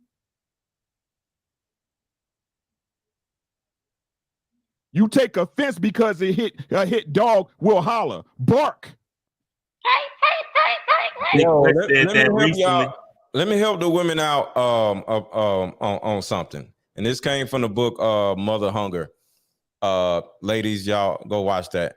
Read that book. It's something called one, damaged neuroception, and then there's something else called maladaptive social cognition. When a woman deals with maladaptive social cognition, she sees everything going on in her life in an inverted way, right? So to a certain degree, up is down and down is up, right? So she lives her life in an opposite type of way. So women they panic, like women have trouble sleeping, women have OCD, women feel the need to think everything that they are saying is correct, and no matter who the other person is, what they're saying is incorrect. They have social phobia. They have trouble making friends. How many women y'all know that can't make new friends, like little children? Like and they get offended easily. So this is an actual thing, and I got it from the book Mother Hunger, maladaptive social cognition. Women are socially awkward, and due to that, they are defensive virtually to the wind blowing. You ever heard a woman like get mad because it's raining? You ever heard a woman scream because it's raining? It's raining. Like every single thing going on in their lives is a problem because they have an inverted way of seeing their reality. Because, you know, the typical person like, okay, shit is raining. Okay, it's sunny. Women complain about when it's hot. Women complain about it's raining. Women complain about when it's too cold because it's in an inverted sense of reality. Everything is against them. And this came from their maladaptive social cognition. Look it up. I am gonna look it up because when you think I'm gonna about look it up just because this shit sounds funny as hell. No, but if you hear what he's saying, like, you know, down is up, right is left, left is right. You know, think about women that take a bad situation, make it worse. Think about people that run, like, say for instance, she's having an issue with somebody, then she runs off and goes and does something with somebody else that will make the situation that she was already in even worse. But in her brain, she's thinking that's the best solution. I'm gonna look that up. Thank you for the maladaptive social cognition. Yep, that's it. And also look up damaged neuroception. So yeah, it's a real thing. And women catastrophize everything. No matter what's going on in their life, they're gonna catastrophize it. Look that up too. Catastrophication. Y'all done got him started, yo. This all he does. He be sitting in his goddamn and picking up those psychological books. And got that right. Books. Yes. Hey, yo, that's all he do. Hey, it's better than brushing no waves. I can give you a simple example, right? Jealousy destroys from within. Right. I'm gonna get my joints, bro. I can give you the simplest example, right? And I'm sure every fella, if you got a girl and you've been with a girl long term, you probably went through this at least once in your relationship. Watch. Y'all notice how you got to teach your woman, right? How not to deal with toxic people. Yeah. Right? You sitting up there, like, you see the shit and you like, man, you need to leave that person alone, God. You know what I'm saying? She ain't no good for you. You know what I'm saying? All they do is take one way. Oh, that's my friend. Right? And that purple will keep using them, do dirty shit to them. You know what I'm saying? And it take 4 or 5 years of you constantly being in your wife's ear, right? Saying, hey, that person, that's a one-way relationship. That's a one-way relationship. That's a one-way relationship. Because y'all love taking on pain that's not y'all's. But Rick, you can't be too controlling. But at the same time, God damn, I mean, you're 1,000% right. But on the opposite end, it's the same thing. It's the same thing. My old lady was telling me about niggas that was around me forever. That was the worst type. No, baby, you need to get away from them. He don't mean no good. He's still on the same shit that y'all was doing when y'all was in high school. You need to leave that alone. But because men are so loyal, and because men, again, especially for somebody that we grew up in the sandbox with, like, we see them in a different light than how she sees them in. You know what I'm saying? So a lot of times yeah, man, I hear you, but you don't understand. Me and my nigga we went through this and this and this. We was in the sandbox. We was shooting it out with niggas. We did all this. You wasn't there for that. But in the end, it comes out and he does some shit and you like, wow. But she told me. Trills, I agree with you, but the only difference, men and women handle their friends different. True. Women, they will stop speaking and they don't really know how to keep a friend. Men, we can argue today and we best friends again an hour later. What you eating? It's a difference the way how we, and that's why if you beefing with your mans, you should never tell your wife, because when y'all patch that up, she's still holding that too, because they don't know how to let things go. But also with that, right? You 1,000% right. But with that, a lot of times we sweep shit under the rug that shouldn't be swept under the rug. Just because, for one, just like you said, we want to get past it, we want to get on, and for two, again, we see them through rose-colored glasses because I'm still seeing my homie for who he was 10 years ago and for what he was there with me through 10 years ago. You know what I'm saying? But she's seeing him today like, baby, yeah, y'all might have had a bond back then, but he's still on that same shit and he's serving as a detriment to where you trying to go. But again, because that's my homie, and because he slept on my couch, and because when he got into it with them niggas, I showed up and I was there. Or when I got into it with some niggas, he showed up and he was there. So I'm still seeing him through that lens. So so a lot, which is why I say that shit go both ways. That's it. I agree. I definitely agree that we will make excuses for. We definitely will make excuses for different things. Not me. Now I get you, Ricky. 100% I get you, Ricky. But I'm saying for the most part, though, the way how we deal with our friends, though, is totally different. Totally different. Women will, they stop talking for the craziest stuff. Unless you talking about your man trying to push up on your wife, steal from you. It ain't you. A guy would still be friends with a guy unless you crossing those type of boundaries. You know what I mean? At the end of the day, if a person's stealing from you and the whole 9 yards, that's different. I'm not talking about none of that. But that's what Trill is saying. Trill is saying that the same scenario, both people act the same way. That's what he's saying. He's not talking about different scenarios. He's saying, like, if your wife is saying, listen, you need to look out for this dude. He's not the same in which he was before, right? And you still rocking with him. It happened to me too. You know what I'm saying? So I can kind of see what he's talking about. And then I say the same thing but I'm saying, listen, nah, that ain't what it is. I see something totally different. And then you're trying to tell your wife, listen, that ain't somebody you should be rocking with. She's going to say the exact same thing. She's like, you don't know what you're talking about. You know what I'm saying? This is a really good friend. That's only the part that he was talking about. Not saying about as far as that we're going to handle it different. That's handling the exact same way. Okay. Let me give y'all another thing real quick. Another inverted thing that women tend to do.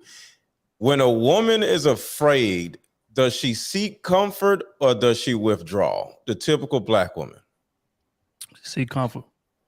She's supposed to seek comfort, but the typical black woman would actually withdraw. And that is part of the you got to explain that, brother. What happened? Say that again. Okay, so say a woman is about to lose her apartment or she's going through a lot of stuff, right? Is she going to tell her or she's getting abused by a boyfriend or husband? Does she go to her family and say, oh my God, I need help? Or does she withdraw from her family because she's getting abused or because she's late on her bills? She doesn't tell nobody. That is the maladaptive social cognition. They actually do the opposite of what they're supposed to do. A typical human being is supposed to say, hey, I'm in trouble. Help me. The typical black woman will say, hey, I'm in trouble. I'm going to withdraw. Do y'all agree? Now, wait. Now again, I'm gonna have to disagree with that. Me too. I think that if she's in a situation like that, like I feel like most women are definitely gonna seek the help, but when you try to give it to them, they're gonna block you from giving it to them, or they're gonna disregard the advice that you give them. But I can't say that they just gonna hide it, because again, we've all seen situations to where a girl will be getting abused by her boyfriend, whatever the case may be, and then she'll tell her brother, she'll tell her cousin, she'll tell her homies. They go over there, try to put hands on a nigga. She stop them, call the police on them, or that type of shit. So like women is definitely gonna ask for the help, but they're not gonna take the help. So that's the only way that I disagree with you on that. It's a lot of women in the chat saying that they will withdraw. Think about what the women are saying in the chat. This is the actual thing. When a woman is being abused by her boyfriend or husband, she won't tell anybody. Sometimes, yes, but in most cases, she will withdraw. She will not tell anybody. It's an opposite, it's an inverted logic thing when it comes to white women do that. Women. I think black people, when they gonna run. They gonna go to social media. They're gonna tell everybody on Instagram. They're gonna put up. It'll be a whole private issue, and they out there putting it out there on the page. This nigga, not comfort though. I think so. Just like what Trill is saying, they would do it for attention, not to actually get help. Because just like Trill said, when they offer the help, they're not going to take it. So it's the still same thing. There's still a withdrawal. Because if I want to borrow some money from you and you be like, here you go, and I don't take it, doesn't that mean I withdrawed? I guess I'm looking at withdrawal the way men are, because we internalize shit. We suck it, we kill ourselves by just taking beatings and not saying nothing. Oh man, everything's fine, brother. Everything's fine. And we accept a whole lot of, we tolerate a lot, So I'm thinking of withdrawal as in not even mentioning, not even seeking for no comfort, not looking for any confirmation bias, right? Not That's how I'm looking for thinking any about trauma bonding. Women, on the other hand, confirmation bias and trauma bonding is like fucking their middle name, Black women particularly. So I guess I'm looking at it like that, but I see how you're saying, as long as they're not accepting the information, there's still a withdrawal ultimately, I think is what you're saying. I got you. Hey, you guys, I got to move on to the meat of the conversation real quick. It's the last topic. Get the likes up, y'all, if y'all haven't already. Make sure you guys subscribe to the channel. Moving on to our last and final topic. That is irresistible to him. My God. And when that heifer comes around, everything is turning. All the men in the house are scared right now. And all the wives are looking around. Want to find out who's the heifer with the scent. It ought to be you. Y'all ain't hearing what I'm saying. You ought to get bad enough, glory be to God, to excrete an odor, an aroma, and a scent that keeps your nigga's nose wide open. Y'all ain't, I didn't get no amen out of you. To keep his nose wide open. And if you can't do it, find out who got his nose wide open and study her. And after you learn what she learned, kill her so you can take the position back in your own life. I can't get no help in here. Some of you was going to join, say, I ain't joining that crazy church. You better.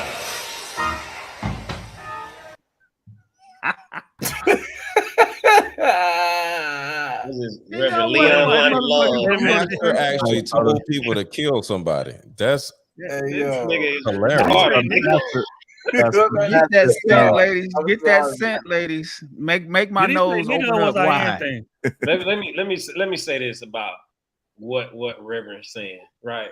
Leon Lonnie Love. Here's what I say, and I said this before, and I think I may have said it on the Sunday, Lapeef on Sundays. Ladies, you need to be an absolute slut, fucking whore freak for your fucking husband. You need to be busting it wide the fuck open all the way to the motherfucking max. Hell yeah.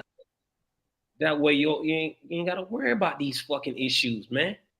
I know niggas be like, oh, don't watch porn. Some of y'all need to watch fucking porn and get with the fucking program. Some of you motherfucking missionary style Baptist church type, you know what I'm saying? Bruh, you need to get with the fucking program. Now, here's what I say. There are some men that when they step out, they're stepping out for those reasons. There's other shit too, but I'm specifically talking about that. If this nigga is stepping out because your fucking head game ain't wet enough, right? The arch in your back ain't motherfucking curved enough, bruh, in the right direction. You see what I'm saying? You might need to pop open Pornhub, baby, and get you some fucking lessons, man. I'm just saying. I'm gonna pass the mic, but shit, chat ninjas know what the fuck I'm talking about. He said Pornhub for school. All right, let me get somebody else to chime in on this. The pastor's basically saying that if you notice, as a woman, if you notice that your man is distracted, then instead of getting mad at him, maybe it's something that you're not doing. So instead of getting mad, then do better. Who wants to speak on this? I don't think it's that something you're not doing. I just think you don't understand your man sexually. Well, it may not be sexual. It could. I mean, that's just one of the parts of it, right? It could be sexual, but I mean, the thing is, like, if we being totally honest about it, right? If we gonna be, and keep to the cleave unto your wife and cleave unto your husband, right? There's your responsibility, right, to be faithful to your wife. So I think that's a moot point. I'm just being honest with you. I think that's a moot point. If you want to fuck another chick, you're gonna fuck another chick. That's right. You see what I'm saying? But at that point, again, the same way. Again, I got to be fair. The same way, she should be keeping you is the same way you should be keeping her. Go ahead, Ricky. And just the end of it. That's a fact. Like, men don't. Let's be clear. I know we might gaslight women and say, "Well, the reason why I cheated because of such a..." No, you cheated because you wanted to get some box. Stop the shenanigans. All right, men don't really be going out to go get a box because something going on at home. That's not that we use that as an excuse. But you was going. It does happen though, so we can't. I'm not saying it doesn't happen. It's a coping mechanism, so that does happen. It's really just gaslighting, because even if she was doing everything that you was asking for at home, if you had it in your desire to go nail something else, you was going to do that anyway. We do gaslight. Let's be real here. Like, let's not play this game. Women cheat off of emotions. Now, if you saying that you're an emotional man and you let me know, then cool. Then maybe you are taking what's going on at home and you running out and going doing that.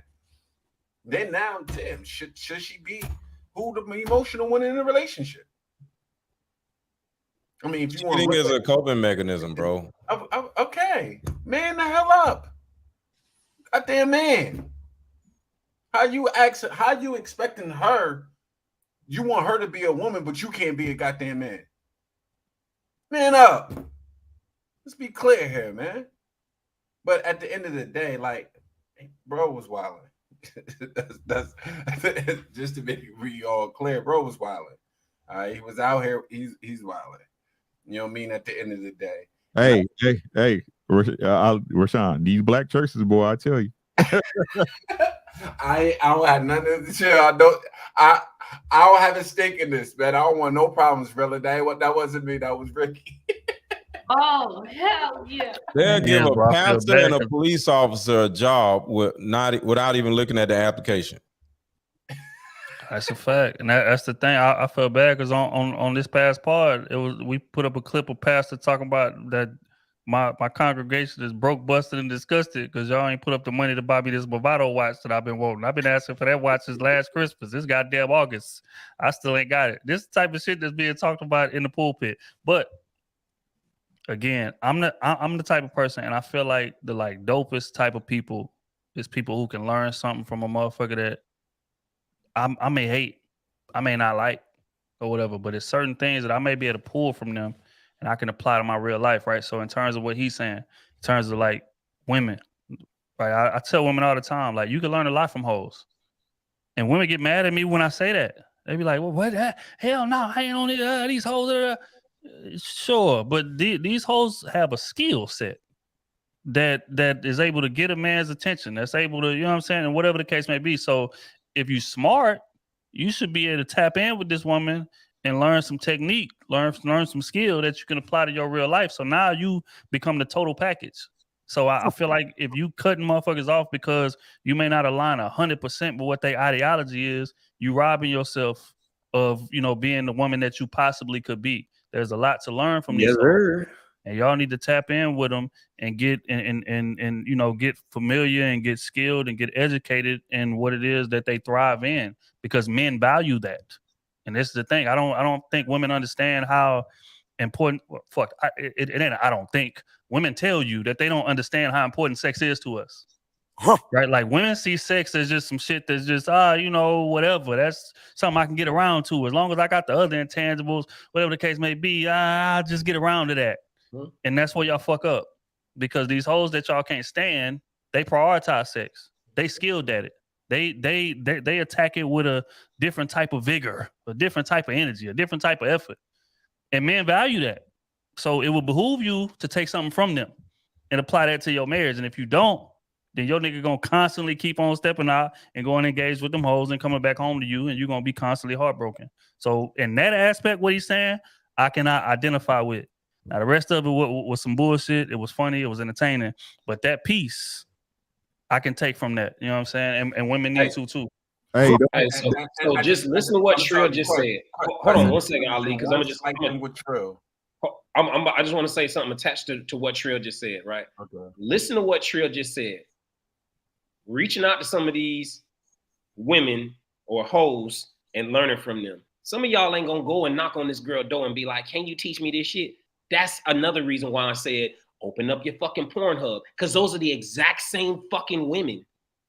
Y'all sit here and y'all be like, oh, porn is so bad. This literally is in line with what the fuck Trill just said. Except this time, you don't actually have to go knock on this fucking woman's door. You better fucking learn something from that shit. Go ahead, Rashawn. Yeah, I just wanted to say, I beautiful takes. My only slight thing, Trill, is I think we as men been gaslight about women. And when I say that, bro, I was looking at a statistic by the U government. Bro, they said that women are more likely to cheat than men because they easily get bored in the bedroom. What? Women simply look, listen to this. They said even married women, who's happy in a relationship is more likely to cheat.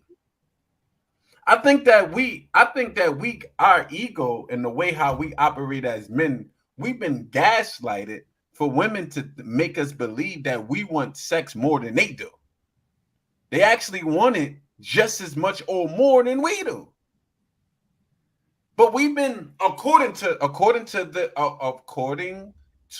their statistics of women cheating more than men.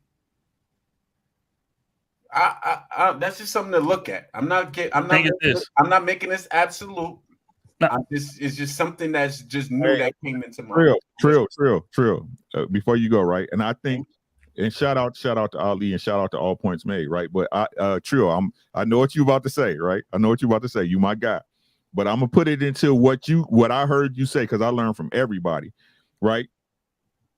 You gotta make that woman comfortable in her wholeness, bro. Right, you gotta let her know it's okay to be, to hit this thing that way. You know what I'm saying? Right, women, y'all gotta be open to that input too, though. You know what I'm saying? Like y'all wonder why they keep fucking with these hoes because hoes love dick, and they let you know, hey, I love that dick. That's just facts. I'm gonna be honest with y'all. That's just facts. Like when you fucking with a trick, bro, you fucking with a side bitch and shit. She there. Hey, when you come to drop that dick off. Now, Ricky. Now look, they in the comments saying that, right? Because when our egos won't allow us to believe that they get bored, right? And look, in that same joint, it says. Spontaneous desires when you suddenly think it would be nice to have sex. It comes over you like hunger or thirst. The psychologist went along and says responsive or triggered desire occurs when something suggests the idea of sex to you. You're watching or reading something, or a partner initiates a sexual encounter and you get turned on. For that type of desire, women's libidos are every bit as strong as men's. We internalize the idea that men are the radiator sex, and that's untrue. Yo, bro, they get turned on by the craziest things. And then they say, and to go further along, they said most of these women not even pleased sexually in their marriages. What's this book you reading? Wait. Because right there is why you have a point in a sense. Because again, we've literally heard women say multiple times on multiple platforms that I ain't experienced orgasm until I was 29, until I was 31, I was 32. Shout out to DJ Envy.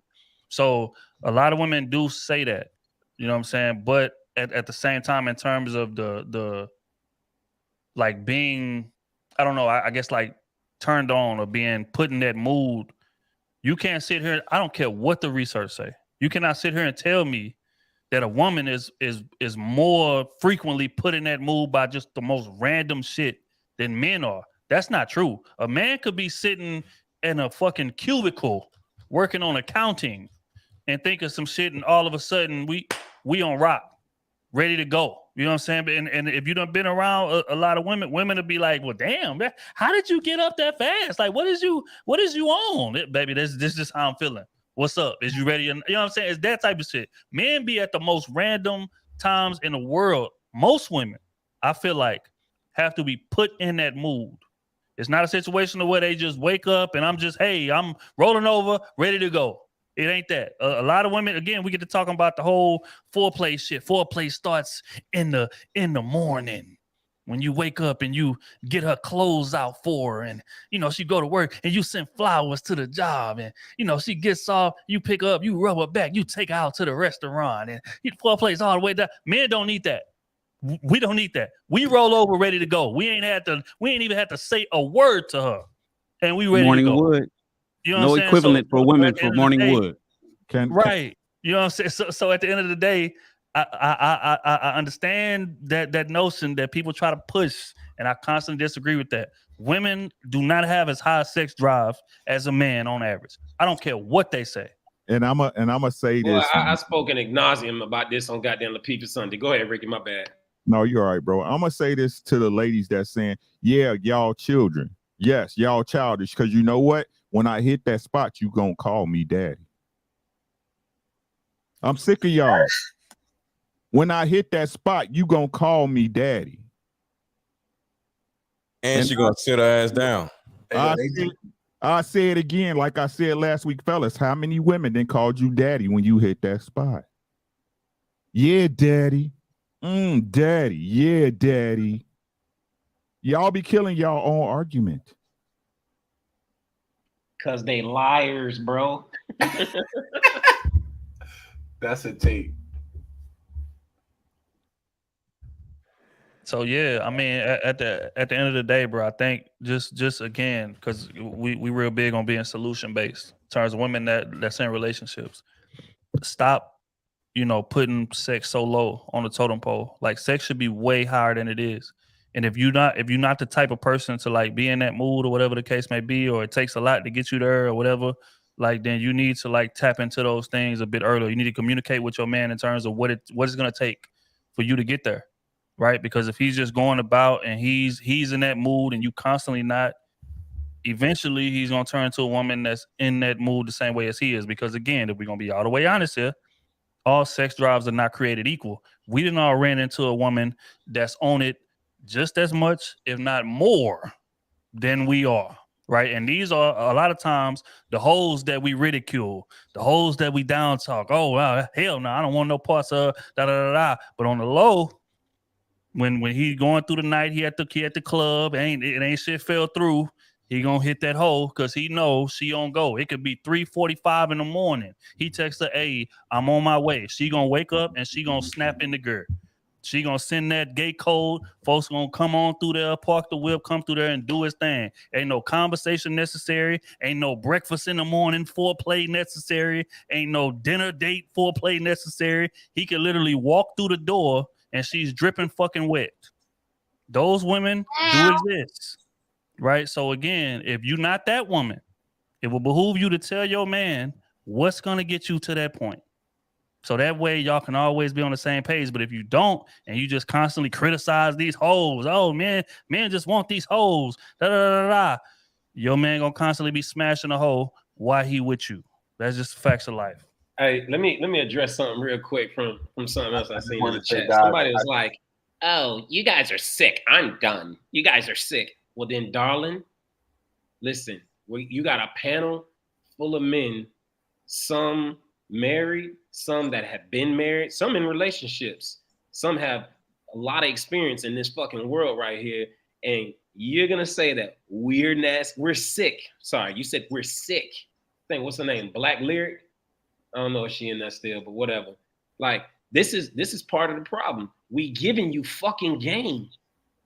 This is your alley. This your alley-oop, right? This is D-Wade throwing the ball up for LeBron to just goddamn dunk it. Take that shit back to your relationship and get it popping. But I mean, who knows? You may not be in no relationship, but I would see why you ain't in a relationship. These are the alleys, and you don't want to just be educated. We don't care if you don't like how it's getting delivered to you. These are the facts. And all the men up here fucking agree. We got men that are from multiple different walks of life, just like Rilla said, from all across the country.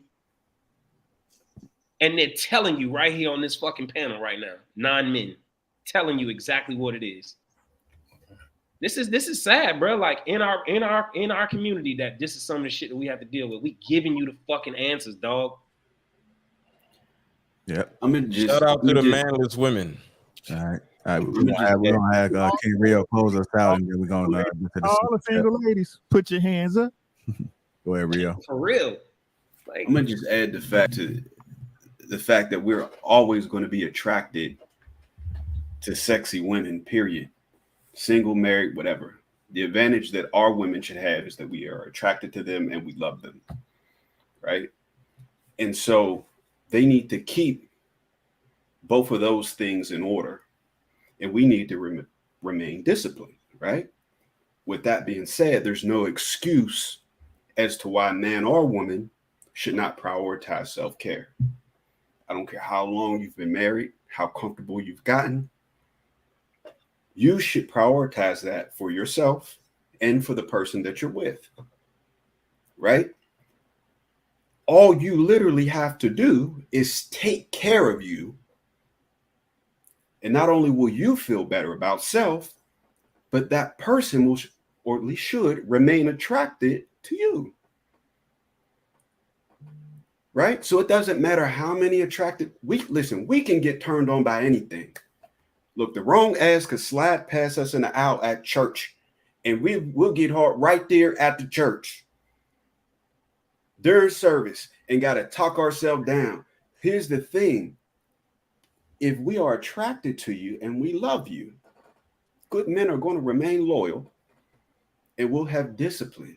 But don't think that you can fall off in other categories because you landed a good man and that he's yours. That's not how it works. Okay, listen, as men, we have a sexual appetite. I personally feel like no other. I don't care what the studies say. We choose to keep that in check in order to be committed to you. Don't take that for granted. All right. Hey, Ricky, go ahead and close out with these super chats. I got you. All right, here we go. Bar. Real. Nobody. I owed y'all some money, man. I think we read that one already, bro. This one. BZ. What's up, boy? He said, get them likes up with y'all ugly ass. With your ugly ass. Andre Dale, respect, looks like a helpmeet wife who knows who you are inside and out. And if I miss it, her feminine energy heals and builds me. That's a good point, Andre. Tyron Davis, respect from a woman is mutual cooperation. I agree. Siobhan, she said, can't love a man you don't respect. Congo English, Sir Rashawn, something about him is off. I'm glad I'm off your goddamn radar. Andre Dale, he said, all facts, JR. If she doesn't respect you, she got a side dude who she thinks she respects. Hard on the think. Dub Will again, Rilla, what's the starting salary for cosbiologists? It sounds interesting. I might want to take it up. Tevin Hartley said, Ricky, say that shit ish again for the ones in the back. I got you. Big Swole Briggs became a member. Thanks, bro. Honest Citizen, he said, you have to check your woman because you love her. Damn. Uncle Stepdaddy in the building, he said, women are to be treated like children. You have to set boundaries. Andre Dale, topic is woman, not wife. So you discuss if she's worth it or you bounce if not. Facts. J Speed, what's up, OG? He said, man who loves God, women who loves God will make miracles in every aspect of his and her life. Where's my honorary membership? JR, wisdom is time itself. Hell no. Help the meet. Del Will again. He said, Rashawn, get that hair first before you start brushing. You can't pre-order wave, sir. Honest Citizen said, great show. A lot of great advice for relationships.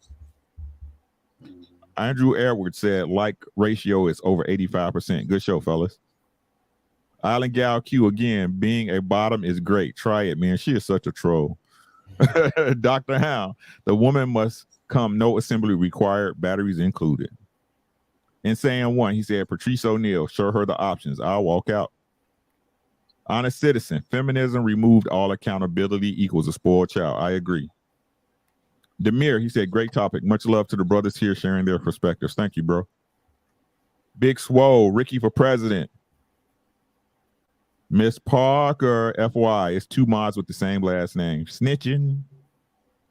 Honest citizen. Hold women equal accountable in their judicial system, relationships, and in their church. This will allow childish women to be adults again. Silent Sniper, he said, women get love, bees get fucked. Which one are you? Ricky got more quotables than Drake. I tried, man. Miss Parker, Mr. Let Go knows enough to be dangerous. Miss Parker, well, most women that are educated may withdraw if it's a monetary situation. Education simply means the training of animals. Shelton Ward, let me drop a gem. If her throat game weak, tell her to cuss you out while she's going to work, and I bet she'll instantly get better. NBS. Antoine Guthrie, the Lord is my witness. Damn, she blank. I think that's it. If you guys just tuning in, you're late. Catch the replay. Make sure you guys get the likes. Hope if you haven't already. Also, make sure you subscribe to the channel. Shout out to my guys, Rella, Ricky Williams Boxing. Make sure you guys follow him on his channel. Chat Ninja Quest, you found him over here. Trill is with Cruise Season. They're almost at 100,000. Make sure you guys like, follow, and subscribe over there. Sir Rashawn Ali is part of 8 at the Table, so make sure you guys support them. King Rio, you found him over here. Mr. Shan is Shannon Rawls, IG and YouTube, and Mr. Let Go. Make sure you guys give him a follow as well. Appreciate the panel tonight. Awesome discussion, guys. Hit the like button, subscribe, man. It's easy. Until next time, catch us next Tuesday, same time, same place, with the same content, but just better each week. We out, y'all. Appreciate y'all. All right. All right, fellas. All right, Joe. Later on. Good up. All right.